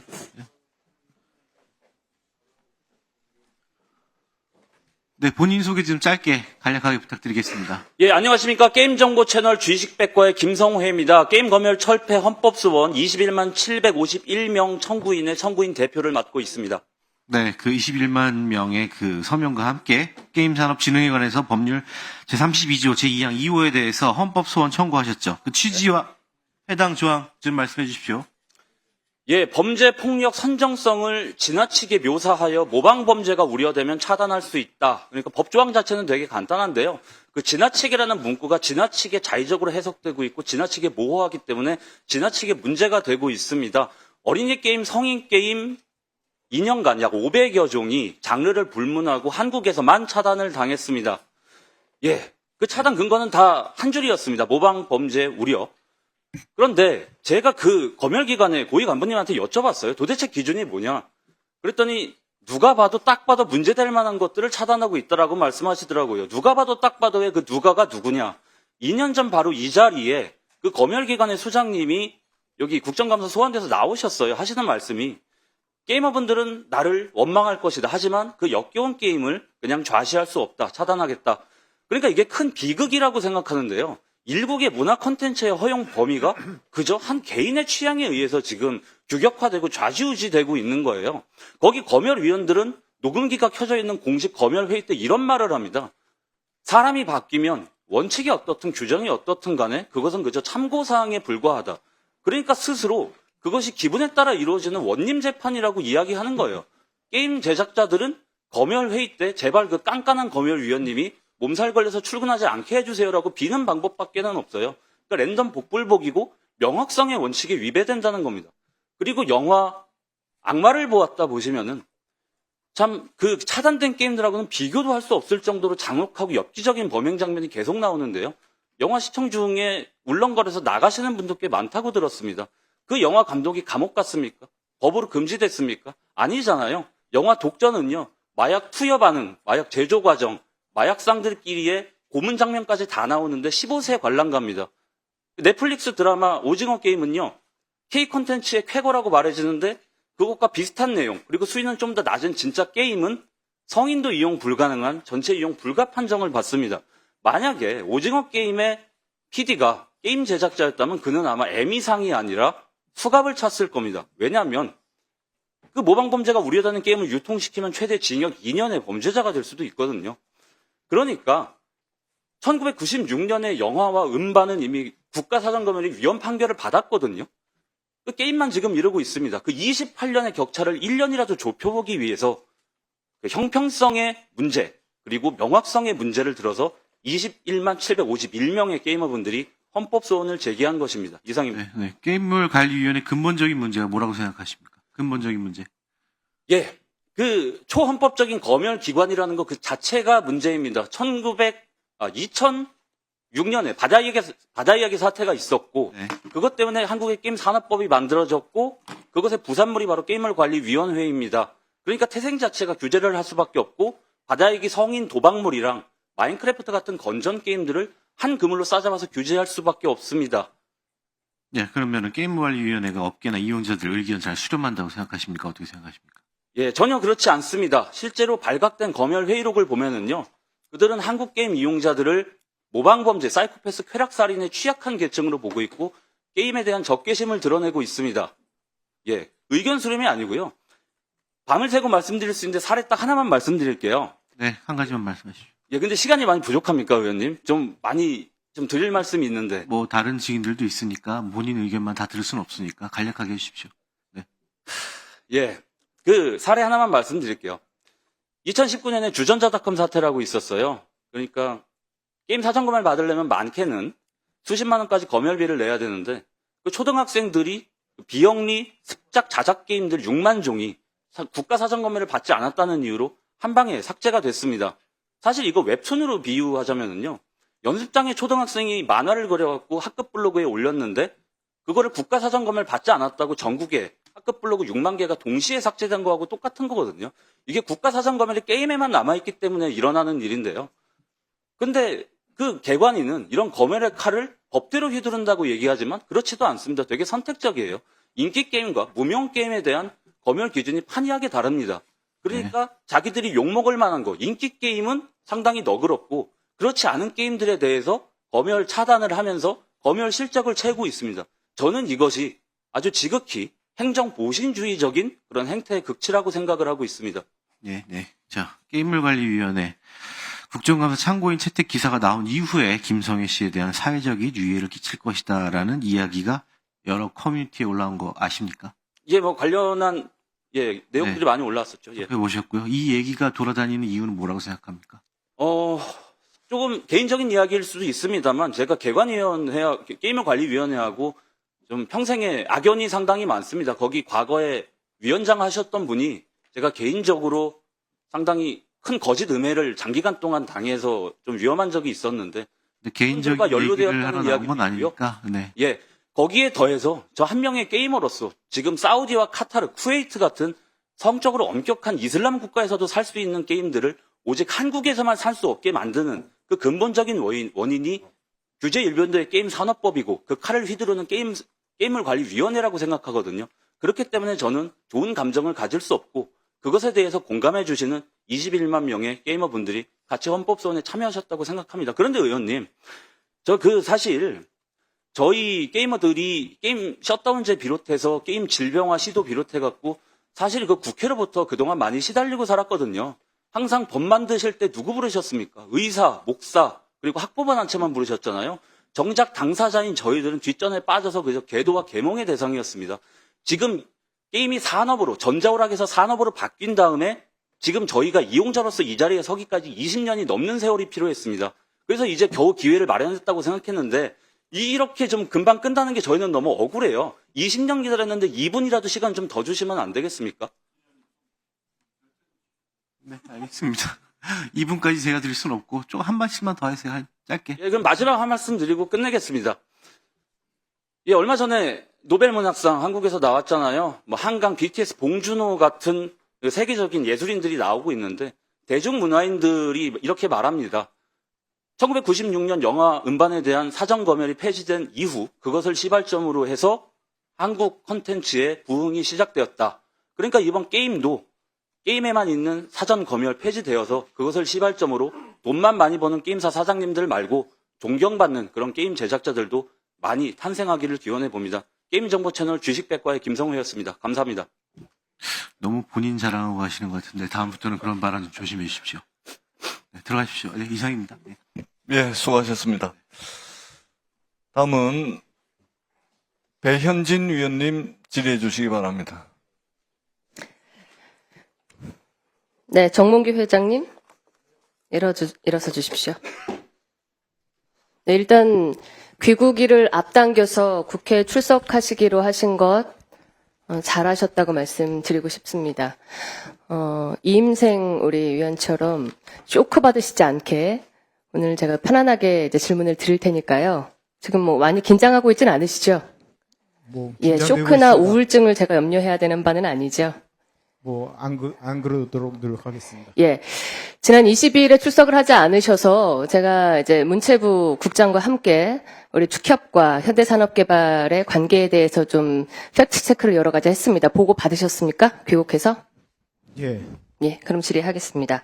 자, 먼저 제가 지난 청문회 때부터 지금까지 가장 이 논란 가운데 궁금한 게 있습니다. 11년 동안 축구협회 회장을 하셨어요. 그쵸? 네. 강산이 한번 바뀐다는 10년을 한 턴을 돌았는데 회장을 계속 하고 싶은 이유가 대체 뭔가요, 회장님? 저 임기가 아직 내년 1월 달까지 예. 임기를 잘 마쳐야 된다고 생각합니다. 그 이후에 또 다시 도전하고 싶으신 거잖아요. 제가 그런 말을 한 번도 어디서 한 적도 없고 누구한테 그러면은 그런 부탁을 한 적이 없었습니다. 회장직에 다시 도전할 생각은 없으십니까? 아직 여러 가지 고려해서 판단하겠습니다. 정확하게 말씀을 좀 주셨으면 좋겠는데. 저한테 많은 지금 국내 축구 팬들이 지켜보고 있거든요. 제가 다각도로 판단해가지고 잘 검토해서 혹시 결정하겠습니다. 회장님 아니면은 우리 정몽규 증인 아니면 절대 이 대한축구협회는 이끌어갈 수 없다. 나 아니면 안 된다. 이런 생각 혹시 있으세요? 그렇게 생각하고 있지 않습니다. 그렇지는 않으시죠? 예. 예. 22일 국정감사에서 보은 의원이 지적한 사항들을 이제 당사자가 나오셨으니 팩트체크를 하겠습니다. 2022년 11월 대한축구협회 정몽규 회장은 직접 HDC 현대산업개발의 대표이사와 천안축구종합센터 건설사업 관리자문 용역계약서라는 용역계약을 체결합니다. 이 계약, 지금 본인 이름, 그 다음에 HDC의 대표이사 최익훈 씨의 명의로 간인까지 다 돼 있는데 간인 부분은 제가 잘랐고요. 이렇게 직인이 찍혔는데 이거 알고 계십니까? 뭐 계약한다는 거는 들었는데 본인께서 지금 직인 이거 허가하셨던 거 아니에요? 그냥 갖다가 찍은 겁니까? 축구협회 실무자와 그 현대산업계 그 산업의 그 사장과 이렇게 계약. 그러니까 회장 모르시는데 이 계약을 맺었냐고요? 제 입장에서는 그 대한축구협회에서 1250억의 많은 건축비를 들여가지고 그 스테디움을 짓고 있었습니다. 거기에 그 최대한도로 잘 도와주라고 이렇게 이야기했었습니다. 축구협회에서 구두로 자문한 적은 있지만 계약을 맺은 적은 없다라고 본 의원실에 아예 문서로 답변을 했었거든요. 네. 그런데 그 이후에 그 계약서가 확인이 된 거예요. 축구협회 회장으로서 어떻게 생각하십니까? 허위 보고에 대해서. 허위 보고라면 그건 잘못됐다고 생각을 하고요. 그리고 죄송하게 생각을 하고, 그 설계 단계의 계약을, 설계 자문했을 때 계약을 안 했다는 얘기. 허위 보고에 대한 책임 물어도 되겠습니까? 아마 설계 단계에 그렇게 생각했다고 생각을 합니다. 네. 설계 단계라는 게 무슨 말씀이시죠? 그러니까 설계 과정에서도 많은 다음 넘어가겠습니다. 도움을 주었을 수 있습니다. 자, 지난번 제가 9월 24일에 우리 정몽규 증인의 청문회에서 그 천안축구센터 시공사가 동부건설인데 거기 현장 소장이 있는데 왜 현대산업개발에서 관리자문 현장 소장이라는 직책으로 상급자를 내보냈냐라고 했을 때 본인께서 그런 취지의 답을 주셨던 것 같아요. 이 축구협회가 도움을 주기 위해서 보냈다 맞습니까? 그 축구협회에서는 건설 전문 인력이 없기 때문에 건설 관리 계약을 할 경우 예를 들어서 1200억 사업이면 시공사 동부건설은 건설회사 아닌가요? 그러니까 건축주 입장에서 그러니까 건축주는 축협이고요. 예. 건설에 대해서 제대로 아는 사람들이 없기 때문에 이 동부 건설을 어떻게 잘 관리하기 위해서 그 자문 계약을 했었습니다. 그래서 본 의원한테 그렇게 대답하셨죠. 건설 전반에 관여하지는 않고 그냥 그것을 잘 하도록 도우려고 보조적인 역할을 한다는 취지로 얘기하셨었죠. 축협을 대신해 가지고 잘 그렇죠. 관리하는 차원에서 했습니다. 그런데 보고 받으셨을 텐데 조금 전에 우리 정몽규 증인의 직인으로 찍힌 이 내용 안에 보면은 쭉 보셨어요? 안에 설계 공정 인허가 제반 비롯해서 자재까지 전부 다 현대산업개발의 관리자문 현장 소장이 하도록 돼 있습니다. 자재 하나까지.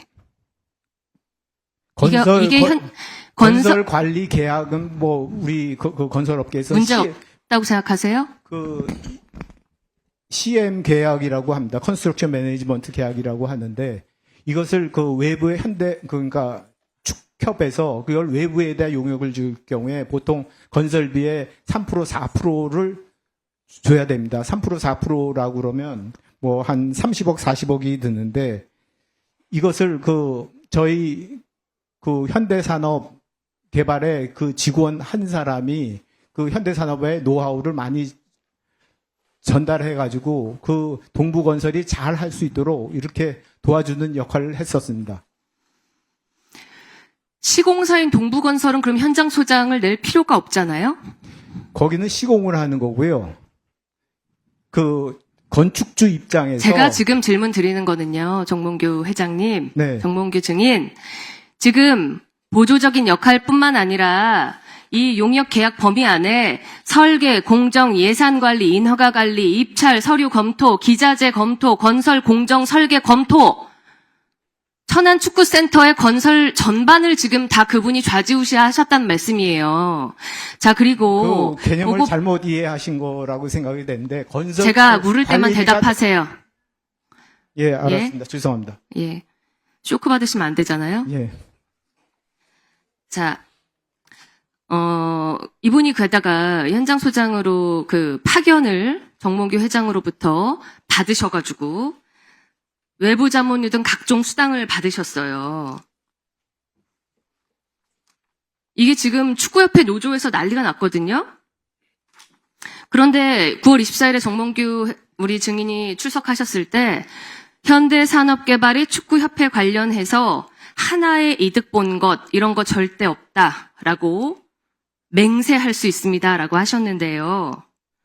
자, 현대산업개발은 지금 시공사인 동부건설의 상급 관리자인 관리자문 현장소장이라는 형태로 전체 건설을 전반적으로 관리하면서 유무형, 게다가 축구센터 건설에 관한 민감한 정보까지 모두 포함해서 유무형의 이익을 명백히 취한 정황이 있습니다. 제가 국회 증언간접법을 얘기하고 싶진 않았는데 우리 정몽규 증인을 위증 고발하고 싶진 않거든요. 말씀 정정하실 의향이 있습니까? 그 위원님께서 그 건설 시행 계약에 대한 역할을 저한테 지금 교수하시라는 게 아니라 국민적인 의혹을 풀기 위해서 지금 그런 사실이 전혀 없습니다. 그래서 제가 정정할 것도 없다고 생각합니다. 정정할 게 없습니까? 예, 그렇습니다. 잠깐 앉으세요. 자, 옆에 김풍년 증인 일어나세요.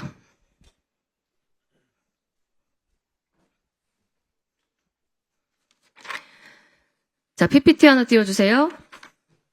경영지원 업무 수행을 위한 자문계약서. 이거 본인 파견 계약서 맞습니까? 네, 맞습니다. 네, 자문료, 교통비, 업추비, 통신비 등등 하계 휴가비, 귀향비, 경력금 다 받은 거 맞습니까? 수당? 월급 현대산업개발에서 지금까지 받아왔죠? 네, 예, 소속 현대산업개발이죠? 네, 맞습니다. 이거 파견 계약서죠? 근데 4조에 겸직할 수 없다라고 했는데 본인 현대산업개발 월급 받으면서 여기서 각종 수당 다 받으셨어요? 맞아요? 제가 지금 확인하는 겁니다. 예 아니오만 대답하세요. 네, 의원님 그 부분은 좀 설명을 좀 아니요. 드릴 수 예 있습니까? 아니오만 대답하십시오. 그 현대산업개발에서 지원한 것과 그 설명은 제가- 정몽규 증인에게 들을 테니까 예 아니오 대답하세요. 받은 거 그 맞냐고요? 부분은 설명을 좀 필요하다고 월급 생각합니다. 받았어요? 안 받았어요? 현대산업개발에서 월급 받았습니다. 11년간 얼마 받았습니까? 그건 워낙 오래된 자, 다음 거라서 PPT 띄워주세요. 기본급에 대해서만 자, 제가 2번 지원받았습니다. 승진한 사실 맞습니까? 네, 맞습니다. 네. 본 의원실에 와서 나는 한 거 없는데라고 하셨던 말씀 기억하죠? 아, 그런 취지로는 말씀드리지 않았습니다. 그 말을 하긴 했죠? 아닙니다. 안 했습니까? 제가 그 현산의 인사 증인, 여기서 제가 지금, 우리 준비를 그냥 하진 않아요. 다 기록을 해놓고 있어요. 위증하시면 국회 증언감정법이라는 것은 굉장히 엄한 처벌을 합니다. 네. 다시 한번 기회 드릴게요. 네네. 그 당시 제가 의원님실에 찾아가서 회장님이 챙겨준 것 같다라고 말씀하셨죠? 그런 취지는 아니었습니다. 취지는 아니었어요? 어쨌든 네. 그 말 했죠? 정확하게 그 부분의 기억을 하진 못하고요. 제가 그 앉으세요. 보좌관님께 인사 앉으세요. 예, 알겠습니다. 네, 죄송합니다.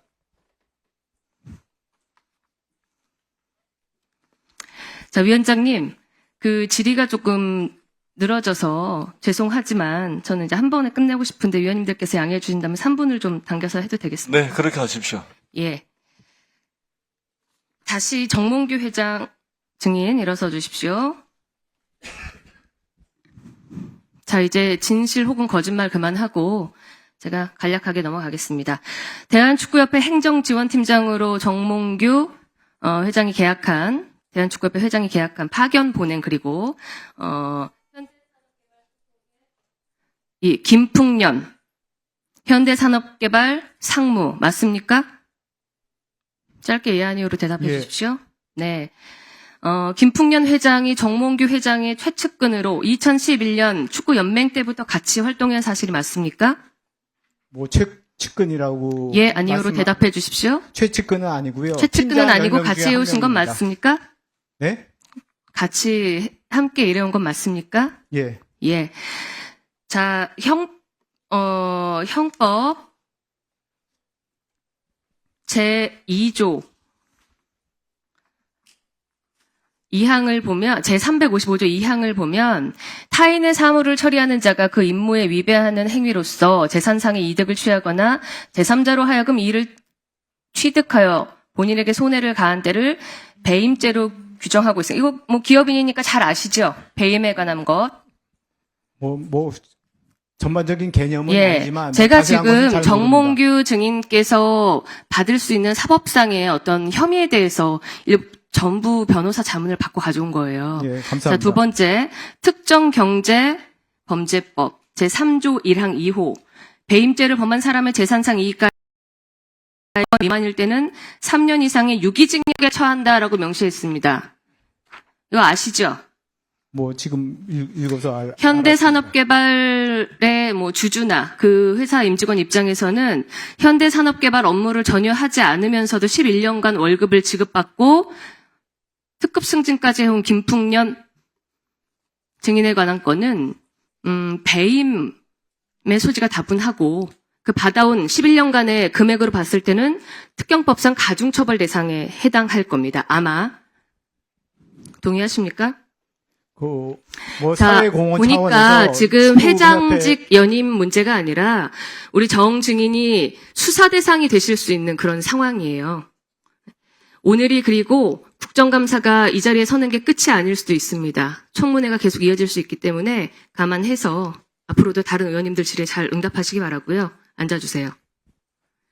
자, 장관님께 마지막으로 질의 드리겠습니다. 네네. 자, 대한축구협회는 2024년 1월 1일자로 공직 유관단체로 지정됐습니다. 맞습니까? 그렇습니다. 네. 예, 국민권익위원회에 제가 그 유권 해석을 보니까 공직 유관단체 임직원은 상임, 비상임에 상관없이 모두 이해충돌방지법의 적용 대상이죠. 그렇습니다. 예, 지금 함께 보신 많은 분들도 제가 띄워드린 자료를 참조해 주시고요. 그러니까 정몽규 대한축구협회 회장도 이해충돌방지법의 적용 대상이 맞는 거죠. 네. 검토가 필요하다는 입장을 확인했습니다. 네. 권익위에서. 그래서 지난 22일 제가 이 건에 관해서 문체부가 바로 국민권익위원회 그 유권 해석을 검토하라고 말씀드렸고요. 대한축구협회 정몽규 회장이 사실상 본인의 소유 기업과 용역 계약을 스스로 체결해서 유무형의 이득을 챙기고 거기에서 현대산업개발의 직원을 또한 11년간 축구협회에 요직으로 파견해서 인사, 총무, 회계, 자금 등 사실상 모든 실무를 관장하면서 그 안에 축구협회가 매년 300억씩 들어가는 국가 예산이 들어가는 축구협회가 정몽규의 사주직처럼 되는데 일관했다라고 저는 생각하는데 어떻게 생각하십니까?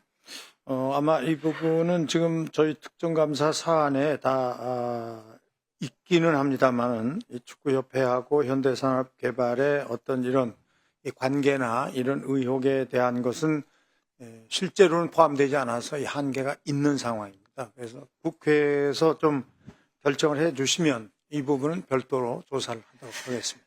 본 의원이 생각하기에 문체부 감사로 끝날 사안이 아니라 게다가 그 대의원 명단에 건설 시공사 관련된 업체들이 굉장히 많이 들어있었거든요. 깊은 그 11년 동안 어떤 커넥션이나 어떤 그것들이 있는지 샅샅이 살펴보려면 감사원 감사가 필요하다고 생각합니다.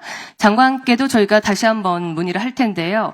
대한축구협회 정몽규 회장의 사유화 및 현대산업개발과의 유착 의혹에 관해서 문체부에서 다루기 어렵다면 감사원 감사로 이름토록 그 의견을 주시고 네. 이후에 수사가 필요하다면 즉각 고발해서 이 대한민국의 많은 축구팬들이 의혹을 가지고 있는 부분들 해소해 주시기 부탁드리겠습니다. 알겠습니다.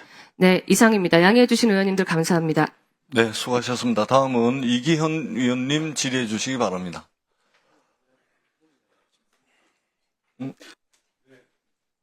죄송합니다. 예. 김성수 위원님 순서입니다. 죄송합니다. 예. 김성수 위원님 질의해 주시기 바랍니다. 예, 대국거래 김성수입니다. 정몽규 회장님.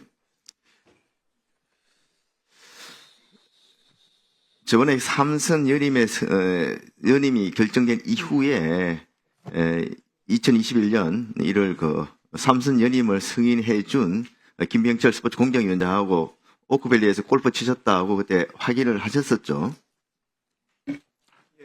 예, 김병철 위원장도 그때 그 국정감사에서 그게 쳤다고 확인했습니다. 그때 비용은 누가 됐습니까? 제가 그때 부용을 누가 냈는지는 기억이 잘 안 나고요. 제가 대한체육회 부회장입니다. 그래서 대한체육회 행사였고요. 거기서 각종 지방협회장. 아니, 작년도 얘기를 하는 것이 아니고요. 삼선 연임 결정 나고 나서 2021년 삼성 연임, 저는 부회장으로서 거기 참석을 했고요. 대한체육회 부회장으로서 참석을 했고요. 대한체육회 부회장이 왜 스포츠 공정위원장 불러가지고 골프 칩니까? 거기에는 모든 위원장들이 다 계셨고요. 그리고 모든 위원장은 다 아니지만 많은 위원장님이 계셨고. 그게 아니라니까요. 그때는 축구협회 간부 또 민주당 쪽의 정치권 인사 이렇게 해가지고 한 3개 팀 정도 친 겁니다. 그리고 김병철 스포츠 공정위원장 분명히 본인이 돈을 안 냈다는 거예요. 아니 그렇게 오크벨까지 불러가지고 그러면 돈낼 사람이 전문위원장밖에 없으니까. 대한체육회 부회장으로서 체육회 행사에 참석했던 것입니다. 지금 위장하시는 겁니다. 자, 그리고 작년 4월 달에 또 체육 행사 있었죠. 있었을 거라고 생각이 됩니다. 지금 그거하고 좀 헷갈리시는 거예요. 작년 4월 달에 체육회 행사는 누가 먼저 제안한 겁니까? 대한체육회 주관으로 했었습니다. 거짓말하지 마십시오. 어제 이기영 회장 와서 정몽규 회장이 먼저 제안했다고 그렇게 여기서 정언했어요. 왜 자꾸 거짓말하십니까? 전 거짓말할 이유가 없고요. 대한체육회 부회장으로서 각종 위원회 위원장, 시도협회장, 가맹단체장끼리 교류나 정보하자고 해서 대한체육회에서 주관해가지고 저희가 오크밸리 골프장이 있기 때문에 거기서 하게 되었습니다. 지금 정몽규 회장이 초청을 했다고 분명히 이기영 회장이 10월 8일 국감에서 그때 정언했고요. 이렇게 그냥 단합행사처럼 하려고 하다 보니까 모양이 이상하니까 급조해서 대한체육회 의회잡 행사를 만든 겁니다. 행사 계획도 그렇고 행사 결과를 보더라도 보면은 그날 하루 전날 5시에 모여가지고 이기영 회장 인사 말씀한 그 이외에 전혀 이 체육과 관련된 논의를 한 적이 없습니다. 그냥 저녁 먹고 아침 먹고 골프 친 것밖에 없어요. 이게 무슨 워크숍입니까? 자, 그리고 지금 오크밸리에 그날 골프 치신 분들 또 그날 숙박하신 분들 회원권 가지고 있는 사람 누굽니까? 누구 있습니까? 그건 잘 모르겠습니다. 기억이 안 나는. 정확히 누가 쳤는지도 잘 기억이 안 나고요. 자료는 다 있습니다. 그리고 전부 다 회원가를 다 적용을 했어요. 그런데 이 숙박비만 보더라도 50만 원에서 75만 원 하는 객실 하나를 14만 원 정도에 사용을 합니다. 그린피도 회원가 적용해서 할인을 받았고요. 무려 한 1,000만 원 이상의 금품상의 혜택을 받은 겁니다. 이 회원가 적용하는 것 자체가 엄연히 청탁금지법 위반입니다. 앞서 배현진 의원도 이야기를 했습니다만은 이미 축구협회, 대한체육회는 공익유관단체이기 때문에 청탁금지법 대상이고 이기영 회장이나 정몽 회장이나 두 분 다 청탁금지법 위반이고 이미 그건 대법원 판례에서도 명백히 회원가 적용을 하는 것은 청탁금지법 위반이라고 그랬습니다. 이게 형사처벌 대상입니다. 장관님. 네네. 이건 분명히 지금 판례도 있는 거 청탁금지법 위반이고요. 네네. 정몽규 회장도 그렇습니다만은 김병철 스포츠 공정위원장은 스포츠 공정위원장으로서 저는 자격을 상실했다고 생각합니다. 자기가 삼선 연임 허가해준 회장하고 바로 얼마 지나지 않아서 골프 치셨다는 것은 명백히 대가성, 사후 뇌물성 그런 골프로밖에 볼 수가 없습니다. 이런 사람이 어떻게 스포츠 공정위원장이 될 수 있습니까? 네. 예. 자, 그리고 지금 대한축구협회의 홍명보 감독 선임과 관련해서 홍명보 감독이 영향이 있다 없다가 아닙니다. 그 선임 과정에 명백히 규정을 위반했고 절차를 위배했다는 겁니다. 그게 문제라는 거고 이런 절차 위반이 그 이전에도 있습니다. 정종선 은남고 축구 감독이 있었습니다. 2019년도에 이분이 비리로 해서 영구 제명 처분을 당합니다. 그런데 당시 정종선 감독은 당연직 대의원입니다. 고등축구연맹 회장이었기 때문에 고등축구연맹 회장은 징계할 경우에 이사회를 거쳐서 이렇게 하도 돼 있는데 이사회도 거치지 않고 그냥 스포츠 공정위원회에서 그대로 영구 제명했습니다. 그런데 그 이유에 대해 가지고 정몽규 회장이 지금 삼선할 때 경쟁 대상이 차범근 감독이 유력하다고 됐었습니다. 근데 정종선 감독이 차범근 감독과 가깝고 또 축구 노조를 만든 데 있어서 주도적 역할을 했기 때문에 이렇게 이사의 규정된 절차도 거치지 않고 이렇게 제명한 거 아니냐, 이런 이야기들이 나오고 있습니다. 이런 것처럼 이외에도 밝혀지지 않는 것들이 많이 있겠습니다만은 정문교 회장님께서 삼선을 하면서 독단적으로 규정은 전혀 지키지 않고 이렇게 진행을 하기 때문에 더 이상 사선 연임을 해서는 안 된다는 그런 여론이 축구팬과 우리 국민들의 여론인 것입니다. 이 부분에 대해서 진짜 깊이 생각하시고 책임 있는 자세를 취해 주시길 부탁을 드립니다. 네, 감사합니다. 박기태 우리 장관님.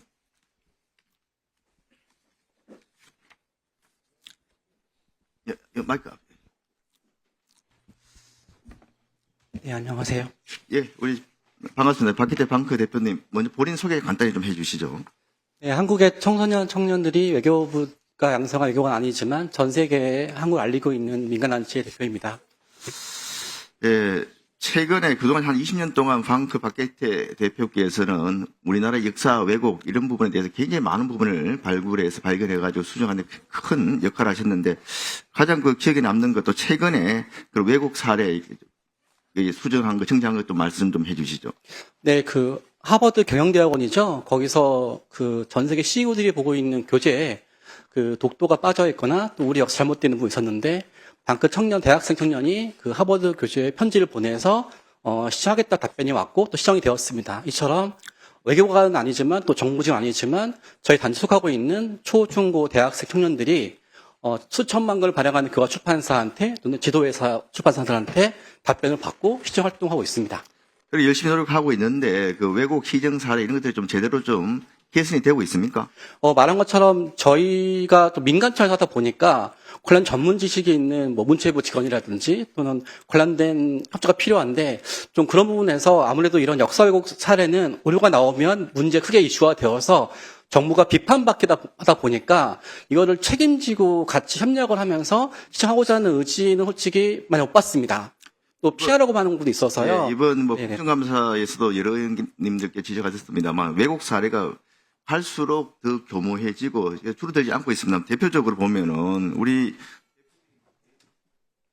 윤동주 시인이 중국 인터넷에서는 국적이 중국으로 나와 있습니다. 삼계탕, 우리 대표적인 우리 한식이 광둥료로 돼 있습니다. 이것뿐만이 아닙니다. 보면은 이게 중국의 인터넷 상품 사이트에 보면은 중국 옷을 한복이라고 이렇게 소개하고 있습니다. 일본의 인터넷 사이트에는 경복궁을 이시조선 최초 왕궁이라 이렇게 또 표현을 하고 있습니다. 이시조선 최초 왕궁 뭐 이상하냐 이렇게 생각하시는 분도 계시겠습니다만 이시조선은 조선왕조를 낮춰버리는 그런 겁니다. 문제는 이런 것들이 전혀 지적을 여러 번 했음에도 불구하고 수정이 안 되고 있다는 겁니다. 정정이 안 되고 있다는 겁니다. 여기다 더 큰 문제는 이게 정정률 한번 보십시오. 보면은 매년 수천 건씩 이렇게 정정 신고가 이게 옵니다만 시정률이 20% 내외에 머물고 있습니다. 올해 같은 경우에는 시정률이 5%밖에 안 됩니다.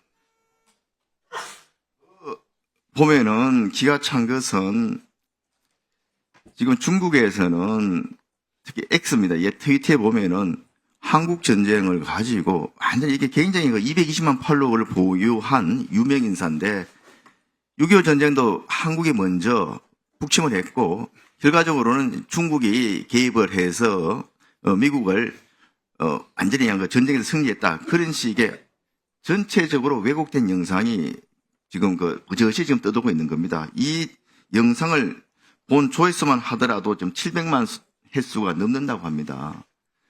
전혀 6.25에 대해서 모르는 청소년들이 대부분일 텐데 이런 영상을 보면은 완전히 잘못된 역사 인식을 가질 수밖에 없는 거 아니겠습니까? 네, 정말 큰 문제고요.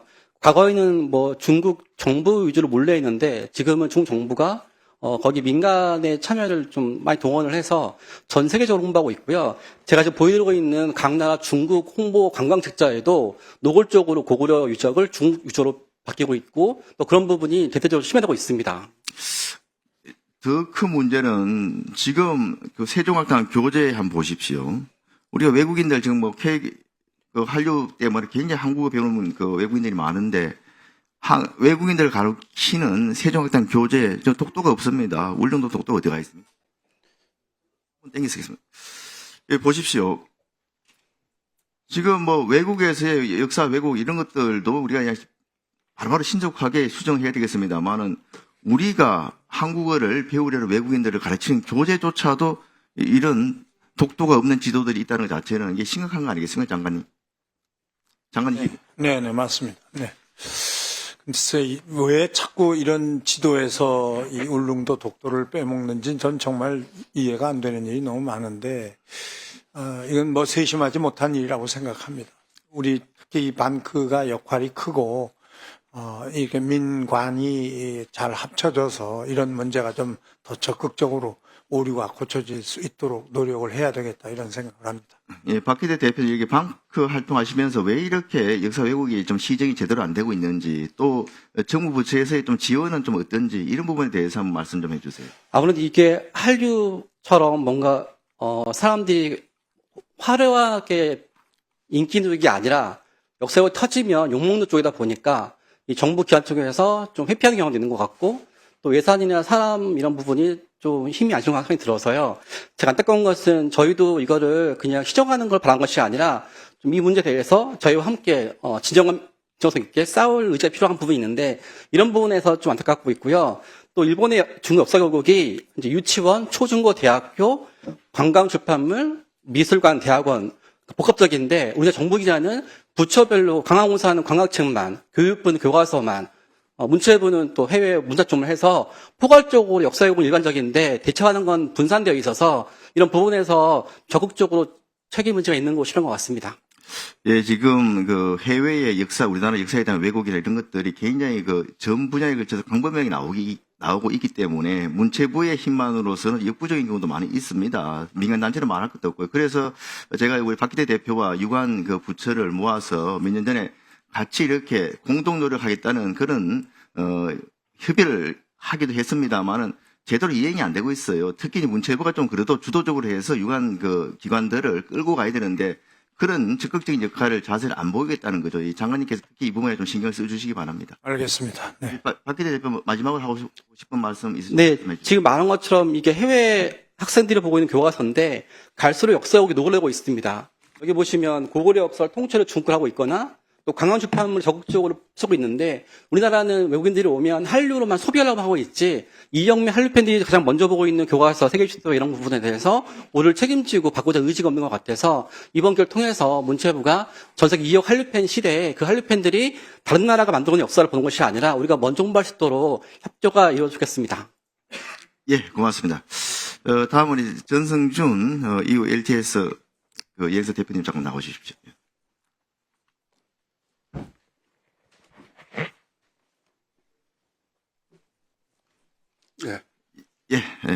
고맙습니다. 지금 코로나 이전 대비해서 외국인 관광객이 거의 한 90% 넘게 회복률을 보이고 있습니다만은 특히 중국, 일본, 동남아 근거리 여행객들 숫자는 아주 회복률이 더디다 하는데 이유가 뭡니까? 지금 중국 정부 자체가 코로나 이전서부터 중국몽이 심했습니다. 관광객 숫자가 많다 보니. 근데 코로나 이후에는 지금 동남아시아 국가 관광객들이 많아지고 있는데요. 지금 인도네시아, 필리핀, 베트남 할 거 없이 관광객이 줄고 있습니다. 그 이유가 비자 정책 때문에 그렇습니다.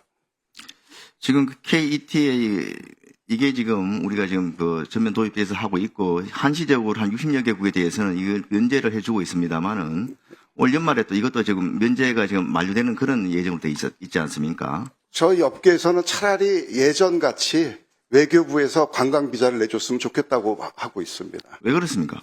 비자 리젝트율이 상당히 높습니다. 특히 지금 태국 같은 경우에는 그것 때문에 굉장히 한국에 대해서 반감 지금 높다고 하는데 태국뿐만이 아니라요. 동남아 국가들이 지금 험한 분위기가 점차 확산되고 있는 중입니다.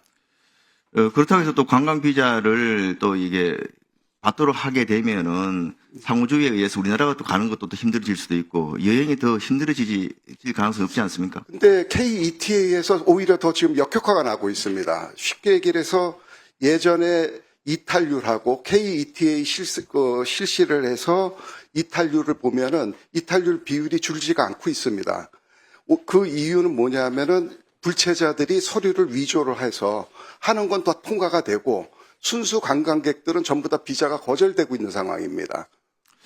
지금 이제 관광객들 수요가 완전히 회복을 못한 것도 있지만서도 관광 트렌드가 굉장히 많이 바뀌지 않습니까? 옛날에 뭐 단체 관광 이런 데서 보면 개별 관광이라든지 이렇게 좀 소규모 여행의 주를 이루다 보니까 또 예약도 플랫폼이나 이런 쪽을 통해서 하다 보니까 지금 여행사들이 굉장히 힘들어하고 특히 중소 여행사 같은 경우에는 폐업하는 것이 한 해에 뭐 1,000개, 2,000개씩 업체들이 좀 폐업을 하고 있다고 좀 듣고 있습니다. 예, 그 이제 아웃바운드들이고요. 제가 하고 있는 업종은 이제 인바운드 업종으로 해서 외국인 관광객을 한국으로 유치하는 그런 업종을 이제 전문으로 하고 있고요. 근데 지금 사실 코로나 이전에 관광 기반 인프라가 한 60% 정도밖에 안 살아나 있습니다. 그래서 이런 부분은 코로나 때 그 관광 인프라에 대한 어떤 인큐베이팅이 전혀들 안 돼 있다 보니까 지금 관광 산업 자체가 지금 관광객은 밀려가 와도 수용할 수 있는 태세가 좀 아주 많이 부족한 상태입니다. 관광업계에서 볼 때 정부 쪽에서 가장 우선적으로 지금 관광 트렌드 변화에 따라 가지고 해줘야 될 부분, 지원해줘야 될 부분 이런 것은 어떤 것이라 생각하십니까? 제일 큰 게 비자 문제입니다. 지금 그 동남아 국가 관광객들은 관광 목적이 한 50%, 60%고 나머지가 쇼핑입니다. 그러면 이 쇼핑으로 인해서 한국의 기반 산업들이 관련 산업들이 많이 고용 증대나 세수 증대가 될 텐데 지금 비자 리젝트율이 너무 높다 보니까 험한 분위기까지 이어지고 지금 이 주변 국가 중국이나 일본은 노비자로 풀다 보니까 전부 다 그쪽으로 상품이 팔리고 있는 추세입니다.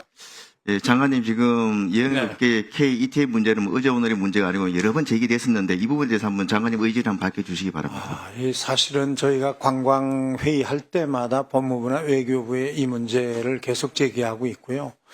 근데 뭐 대답은 늘 불체자 문제 때문에 뭐 또는 범죄자 뭐 이런 얘기가 계속 답이 돌아오고 있고 그래도 하여간 이 문제를 해결하지 않는 한은 지금 말씀하신 것처럼 아마 특히 동남아시아 경우에는 지금 오히려 중국 관광객을 무비자로 받고 있기 때문에 중국서도 우리한테 오는 것보다는 차라리 무비자 있는 나라로 가고 있어서 사실은 좀 어려운 환경에 있는 건 사실입니다. 그런데 현재로서는 뭐 이 생각을 바꾸기 전에는 이 비자 문제는 단시간에 금방 해소될 것 같지 않아서 좀 걱정을 하고 있습니다. 이게 통계에서 보시는 것처럼 방일 해외 관광객이 방한 관광객의 2배 이상이 됩니다. 지금 2019년도에 1,700만 했던 것이 아직 그 수준도 회복을 못하고 있고 장관님께서 약속하신 2천만 해외 관광객도 굉장히 지금 쉽지 않아 보입니다. 그래서 관광 트렌드에 맞춰가지고 좀 더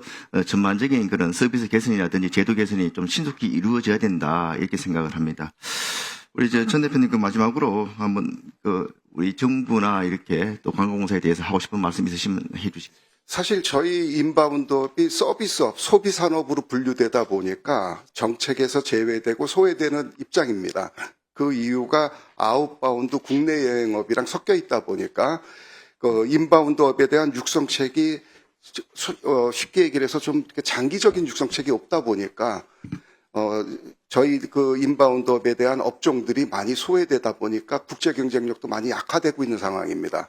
코로나 이후에 정부에서 조금 더 여기 계신 의원님들이 살펴봐 주시고 그 관심을 가져주시면 조금 더 좋지 않을까 싶습니다. 예, 감사합니다. 장관님, 지금 인바운드나 아웃바운드나 관광 트렌드가 완전히 좀 변화되고 있고 그 변화되는 속도에 우리가 좀 따라가지 못하는 그런 측면이 있습니다. 그리고 이제 지방 소멸 이야기가 많이 나오고 있습니다만 저는 지방 소멸에 가장 어떻게 보면은 효과성 있는 그런 대책이 지방 관광, 지역 관광을 활성화하는 부분인데 이번 국감에서도 지적이 나왔습니다만 관광 특구 이런 것들도 보면 오히려 보면 해외 관광객이 더 줄어들고 있고 제 역할을 못하는 데가 대부분이거든요. 그래서 이제 지역 관광도 최근의 여행 트렌드에 맞게 뭐 이렇게 쇼핑을 하거나 이게 맛집을 찾거나 이런 쪽에 맞는 쪽에 이렇게 외국인들이 왔을 때도 좀 원활하게 서비스를 받을 수 있는 그런 인프라 하여튼 트렌드에 맞춘 그런 관광 인프라 구축에 좀 적극적으로 나서주길 부탁을 드립니다. 지금 열심히 개선하고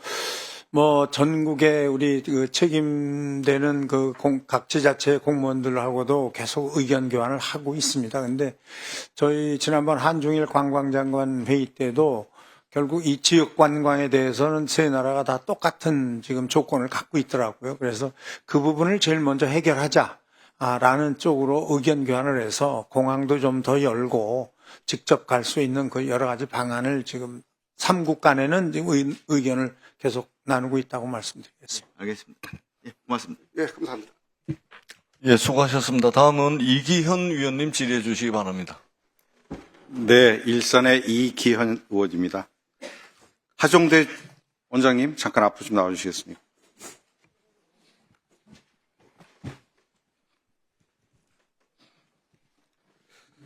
네, 증인은 지난 15일 국감에서 신동우 의원님의 질의에 대해서 이렇게 답합니다. 식사는 글쎄요, 저희가 한 적은 없기 때문에 준비도 하지 않았습니다. 이렇게 답했습니다. 맞습니까? 예. 네. 황성훈 실장님은 오전 질의에 전날 30일 날 여사가 못 간다는 걸 통보했고, 그리고 JTBC 보도를 보면 6만 원짜리 도시락을 수십 개를 준비한 정황이 나왔습니다. 준비하지 않으셨어요? 위중 아닙니까? 제가요, 이제 더 이상 대통령 내위가 오시지 않을 것 같다고 한 다음부터는 하지 말라고 했기 때문에 그게 뭐 실무적으로 어디까지 뭐가 어떻게 준비되어 있고 그런 것까지는 보고를 안 받았기 때문에 저는 그럼 하지 말라고 한 상태에서 그게 뭐 실무자가 어디까지 준비하고 안 하고까지는 제가 알 수가 없습니다. 준비를 하지 않으셨다고 했는데 준비가 돼 있었어요, 전날까지. 그게 이제 거의 마지막 날, 그러니까 31일 날 공연이 있었지 않습니까? 그러니까 30일 정도에는 우리가 진짜 못 오시는구나 이렇게 생각했기 때문에 아마 그날까지는 준비를 했을 수 있습니다. 근데 왜 준비를 안 하셨다고 얘기를 하셨어요? 왜냐면 마지막에 전혀 우리가 거기에 직접 뭐 음식을 가져왔다든가 뭐 그런 적이 없으니까요.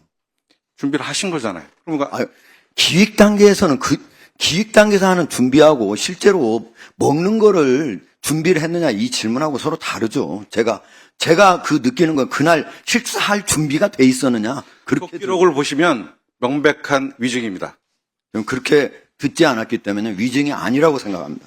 자, 취재방송기획관 지금 현 홍보기획비서관이죠. 순방 관련돼서 제가 질의를 했습니다. 증인이 대통령실에 특별한 요청을 해서 미국 순방 가게 됐다라고 증언하셨어요. 맞죠? 예. 그 당시에 제가 대통령실에 누구에게 요청했냐 물어봤더니 본인이 기억나지 않는데 찾아보고 답변하겠다라고 말씀하셨어요. 누굽니까? 근데 제가 기억을 더듬어 봤는데요. 제가 누구하고 했는지 정확히 기억이 나지 않습니다, 사실.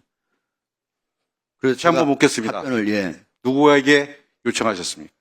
아니, 지금 제가 사실은 그때 누구하고 했는지 한번 이렇게 누구하고 혹시 저하고 그때 그거 통화했느냐고 좀 이렇게 알아봤었는데 제가 그분하고 진짜로 했는지 누구예요?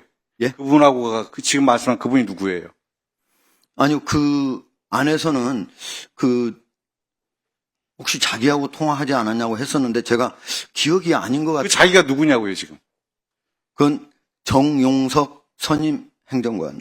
그럼 정용석 선임 행정관, 문체비서관실의 선임 행정관에게 지금 본인이 데리고 있었던 최지역 방송기획관의 여사님과 대통령이 가는 해외 순방에 따라가게 해달라고 본인이 요청하셨다 이 얘기인가요? 아니요, 저는 좀 제 기억에는 아닌 것 같습니다. 아니에요? 왜 말이 왜냐면 어쨌든 제가 좀 알아본 바로는 그렇게 얘기를 했는데 제 기억에는 그러지 않아서 제가 정확치 않아서.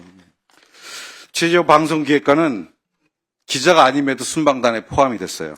그리고 전용기 타고 그리고 모든 일정에 동행을 합니다. 그리고 관용 여권을 발급받았어요. 저는 관용 여권에 주목하는데 관용 여권을 발급할 수 있는 추천, 외교부에 관용 여권 요청할 수 있는 것은 본인이 일어나던 KTV든지 아니면 속해 있는 문체부든지 아니면 한 달 후에 가게 될 대통령실 이 세 개 중에 하나입니다. KTV도 문체부도 관용 여권을 외교부에 신청한 적이 없어요. 그럼 누가 관용 여권을 줬다고 생각하세요? 유현 의원님께서 아마 그 비서관을 하셔가지고 잘 아시는 것 같은데요. 제가 그런 여권을 뭐 어떻게 신청하고 그런 것까지는 제가 전혀 알지 못합니다. 자, 화면 좀 띄워주실래요? 김건희 여사 관련된 다음 페이지죠. 실명이 언급된 김 여사 라인들이 있습니다. 최재혁 비서관이 그 한가운데 있어요. 채널 A의 보도입니다. 즉 8명이기도 하고 9명이기도 하고 실상실하고 7명으로 지칭하기도 합니다. 전직들을 빼면 7명이 맞겠죠. 최재혁 방송기획관이 이 행사가 끝나고 열흘 후에 대통령실 홍보기획관으로 내정, 유력 이런 보도가 뜹니다. 제가 검증 업무 해봤는데 1급 비서관들의 검증에는 최하 20일에서 한 달이 소요됩니다. 최재혁 방송기획관은 이미 홍보기획관으로 내정되어 있는 상태에서 본인 검증 동의를 하고 검증이 진행되고 있는 과정에서 저 공연을 만들었고 갖다 바친 겁니다. 원장님은 모르셨다고 하면 방송기획관에게 노란한 겁니다. 지금 그 내정 사실을 알았느냐고 물으시는 겁니까? 묻지 않았어요. 네, 그럼 김건희 여사의 칠가신 얘기가 자꾸 나옵니다. 한번 화면 띄워주시겠습니까? 제가 보기에 이 명태균이라는 자가 요새 나와서 세상 국민들을 어지럽게 만들고 있는데 이 양반이 음지의 책서였다면 최재혁 방송기획 지금 홍보비서관은 김건희 여사를 지근거리에서 활동하고 모시고 있는 양지의 책사 같아 보입니다. 국민의 열쇠 8,600만 원이 KTV를 통해서 그들이 자신의 입신 양문을 위해서 김건희 여사에게 상납한 공연이 되는 것입니다. 사건이 터지고 수습하는 과정에서 그 지금 대통령실 앉아있는 김건희 여사 라인으로 통칭되고 있는 최재혁 방송기획관의 지시에 따라서 문체부도 KTV도 이 사실을 숨기기 위해서 동원되어 있는 것입니다. 이 과정에서 장관은 유병채 실장, 황성훈 두 실장을 보호하려고 거짓 말을 하고 계신 겁니다. 제가 보기에. 부당한 공연에 국고 8,600만 원이 낭비된 사건입니다.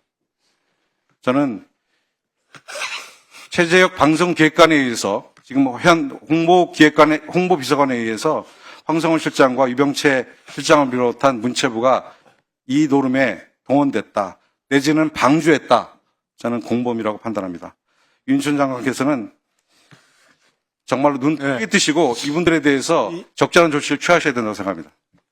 우리 존경하는 이기현 의원님, 이 문체부는 뭐 KTV가 이런 공연을 하는지 녹화를 하는지 사실은 전혀 여기 관여한 바가 없었기 때문에 마지막에 사실은 뭐 VIP께서 오신다 안 오신다 이런 것 때문에 얘기를 들었고 안 오신다고 해서 뭐 저도 안 간 거고 사실은 뭐 크게 다 관심을 안 둔 상황이거든요. 그러니까 뭐 저희들이 뭘 같이 동조를 해서 했다 이런 개념하고는 조금 다른 것 같고요.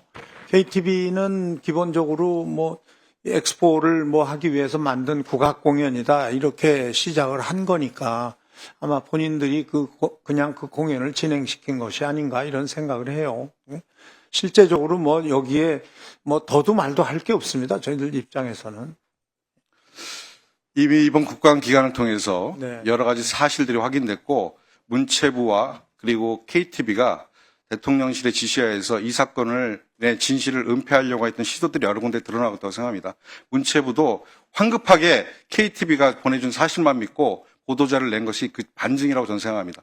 절대 자유로울 수 없다. 그리고 이 이후에 있을 청문회든 현안 질의에서 이 문제는 다시 한번 이 하나는 안을 가지고 다시 다룰 수 있다는 말씀 드립니다. 네. 들어가십시오. 네. 의원님, 저도 한 말씀 좀 드려도 되겠습니까? 들어가세요. 3분 저도 좀 땡겨서 같이 쓰겠습니다. 예. 정몽규 회장님. 예, 잠깐만, 예, 일어나 주시죠.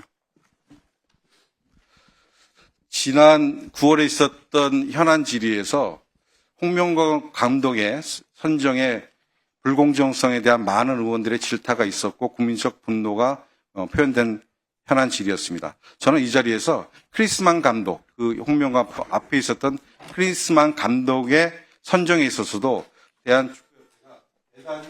부적절한 처신을 했다라고 지적한 바가 있습니다. 제가 그 말씀 드리고 10월 2일 문체부에서 발표한 축구협회에 대한 중간결파 발표를 한번 띄워주시죠. 회장님께서 직접 이 크리스만 감독에 대해서 2차 온라인 면접 진행하셨죠? 뭐 면접이라고든 협상의 한 과정이라고 생각합니다. 문체부의 이 감사 중간 브리핑을 보면 크리스만 감독 선임에 있어서 전력강화위원회를 완전히 무력화시켰고 정몽규 회장님께서 2차 면접 당시에 1, 2순위 후보를 직접 온라인으로 면접했고 관련된 서류는 일체 남아있지 않다는 것이 발견이 되었습니다. 또한 이사의 선임 절차도 누락되어 있습니다. 이건 그 다음에 이어지는 홍명보 감독의 선임 절차에서도 회장님의 이런 전행들이 다 녹아서 나타난 것입니다. 홍명보 감독 선임 관련돼서 저희들이 그 질타를 했을 때 그 뒤에 체육축구협회가 냈던 보도자료가 있습니다. 대한축구협회 입장이라고 하는데 만남의 방식은 다를 수 있으며 따라서 특혜라고 부를 수 없다. 불공정한 것이 아니다. 홍명보 감독의 빵집 면접에 대해서 이렇게 평가를 하셨습니다. 인사의 핵심은 공정한 절차입니다. 그것이 핵심인 것입니다. 빵집 면접을 어느 누구도 공정한 면접으로 볼 수 없습니다. 어떻게 생각하세요? 그 외국 두 감독의 경우에는 현재 현직이 없습니다. 그래서 뭐 어디서 만나던 어떻게 만나던 그거는 아무 본인의 그 이해와의 큰 상관이 없을 것 같고 홍명보 감독은 그 울산 현대에서 좋은 그 리그 1위를 한 등 좋은 팬들의 성원을 받고 있었습니다. 그래서 모든 그 현직에 있는 감독과 직업이 없는 감독의 그 면접 방법은 당연히 틀리다고 생각합니다. 홍명보 감독의 면접의 상황은 지금 위증 혐의로 지금 저희들이 위원회에서 고발을 검토하고 있습니다만 제가 보기에는 대한축구협회가 홍명보 감독을 찾아가서 25억 이상의 연봉을 제공하고 이거 줄 테니 제발 맡아달라고 읍수한 것으로밖에 보이지 않습니다. 사실이 아닙니까? 뭐 그 말씀하신 그 뭐 액수에 대해서도 그 정확하지 않다고 생각을 하고요. 제가 네, 정확하게 알려주지 않으셨기 때문에 제가 모릅니다. 언론에 나온 금액이 약 20억 정도로 추산된다고 하고 있죠.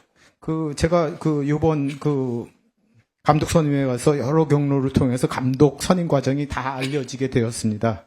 그 알려지지 않아야 할 후보 명단이나 그 계약 조건이 외부에 알려지게 되었고 이것이 앞으로 추후 국내외 감독 선임에 커다란 어려움이 예상이 됩니다. 이런 것들은 앞으로 알려지지 않아야 되는 부분이라고 생각되고 계약서상에서도 그게 회장님, 밖으로 알려지지 않게 되어 있습니다. 회장님의 책임을 지금 전가시키시는 거예요.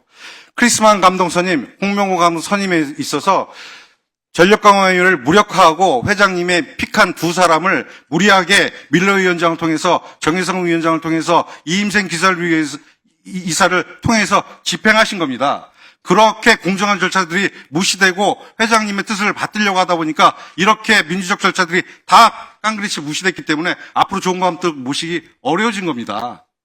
왜 본인의 책임을 인정하지 않으시고 외부의 책임을 돌리십니까? 그 잘못 알고 계신다고 생각이 듭니다. 뭐 제가 전력강화위원회에서 그 추천한 감독을 제가 그 취임한 이후에 한 번도 안 뽑은 적이 없습니다. 뭐 전력강화위원회에서 1순위로 그 후보를 추천했을 경우에 뭐 저희가 그 협회에서 당연히 그 내고 과정을 해야 된다고 생각이 됩니다. 협회 의 예산은 그 공적인 부분도 상당히 많기 때문에 그 부분에 있어서 아껴 써야 되고 그런 측면에서 뭐 항상 그 내고는 했지만 그 전력강화위원회를 무력화했다. 제 의견을 미리 얘기했다. 그런 적은 한 번도 없습니다. 자신합니다. 제가 두 번째 회장님과 이런 질의를 하게 되는데요. 벽에다 대고 얘기하는 느낌입니다. 분명히 근거가 있고 그리고 이러한 절차에 의한 지적이 있음에도 불구하고 회장님은 이러한 절차들이 다 절차에 따른 민주적인 집행이었다라고 주장하시는데 어느 누구도 그렇게 받아들이지 않습니다. 국민들이 이렇게 받아들이지 않고 축구를 사랑하는 모든 국민들이 받아들이지 않는데 회장님만 그렇게 주장하시면 안 됩니다. 뭐 저희가 하는 게 뭐 100% 뭐 완벽하다고 볼 수는 없지만 뭐 항상 그 규정에 맞춰서 잘 하려고 이렇게 노력하고 있습니다. 대한축구협회의 정몽규 회장님을 비롯한 현대가 31년째 지금 협회를 장악하고 계시고 또 사선 가시는 것에 대한 여러 가지 의혹들이 있습니다. 세간에서는 어떤 얘기가 도냐면 몽자 돌림의 협회장 끝나고 나면 선자 돌림으로 내려서 40년 이상 축구협회를 장악하려고 한다는 그러한 세간의 이야기들이 돌아다닙니다. 정말 상당합니다. 저는 이런 의혹을 받는 그리고 대한축구협회를 사적으로 장악하고 있는 현대가의 이런 형태 이제 끝내야 된다고 생각합니다. 조선시대 임금의 평균 임기, 재임 기간이 18년이었습니다. 몽자 돌림에서 34년, 35년, 그리고 선자 돌림까지 간다는 얘기가 세간에 나오고 있는데 있어서는 안 되는 일이 지금 대한민국 대명천지의 축구협회에서 일어나고 있는 것입니다. 회장님, 축구의 시대의 마지막 페이지에 회장님께 뭐라고 쓰셨냐면 내가 앞으로 어떤 자리에서 무슨 일을 하더라도 내 인생에 큰 가르침과 기쁨을 주었던 축구에 대한 고마움을 항상 갚아나가려고 한다고 얘기하셨습니다. 저는 그 고마움에 갚는 것은 지금 이제 회장님께서 결단하시고 축구협회를 떠나셔야 할 때라고 생각합니다. 제 말 어떻게 생각하십니까? 뭐 계속 현대 뭐 말씀하시는데 경제적으로 다 계열 분리되어 있습니다. 굳이 말씀드리자면 남녀 프로팀 4개 이상을 운영하고 있고 연령별 대표팀도 10개 이상 운영하고 있습니다. 국내 축구계에 매년 1,500억 이상 투자하고 있습니다. 이러한 부분도 고려해 주시기 바랍니다. 네, 수고하셨습니다. 원활한 국정감사를 위해서 잠시 감사를 중지하였다가 오후 5시 45분에 감사를 계속하겠습니다. 감사 중지를 선포합니다.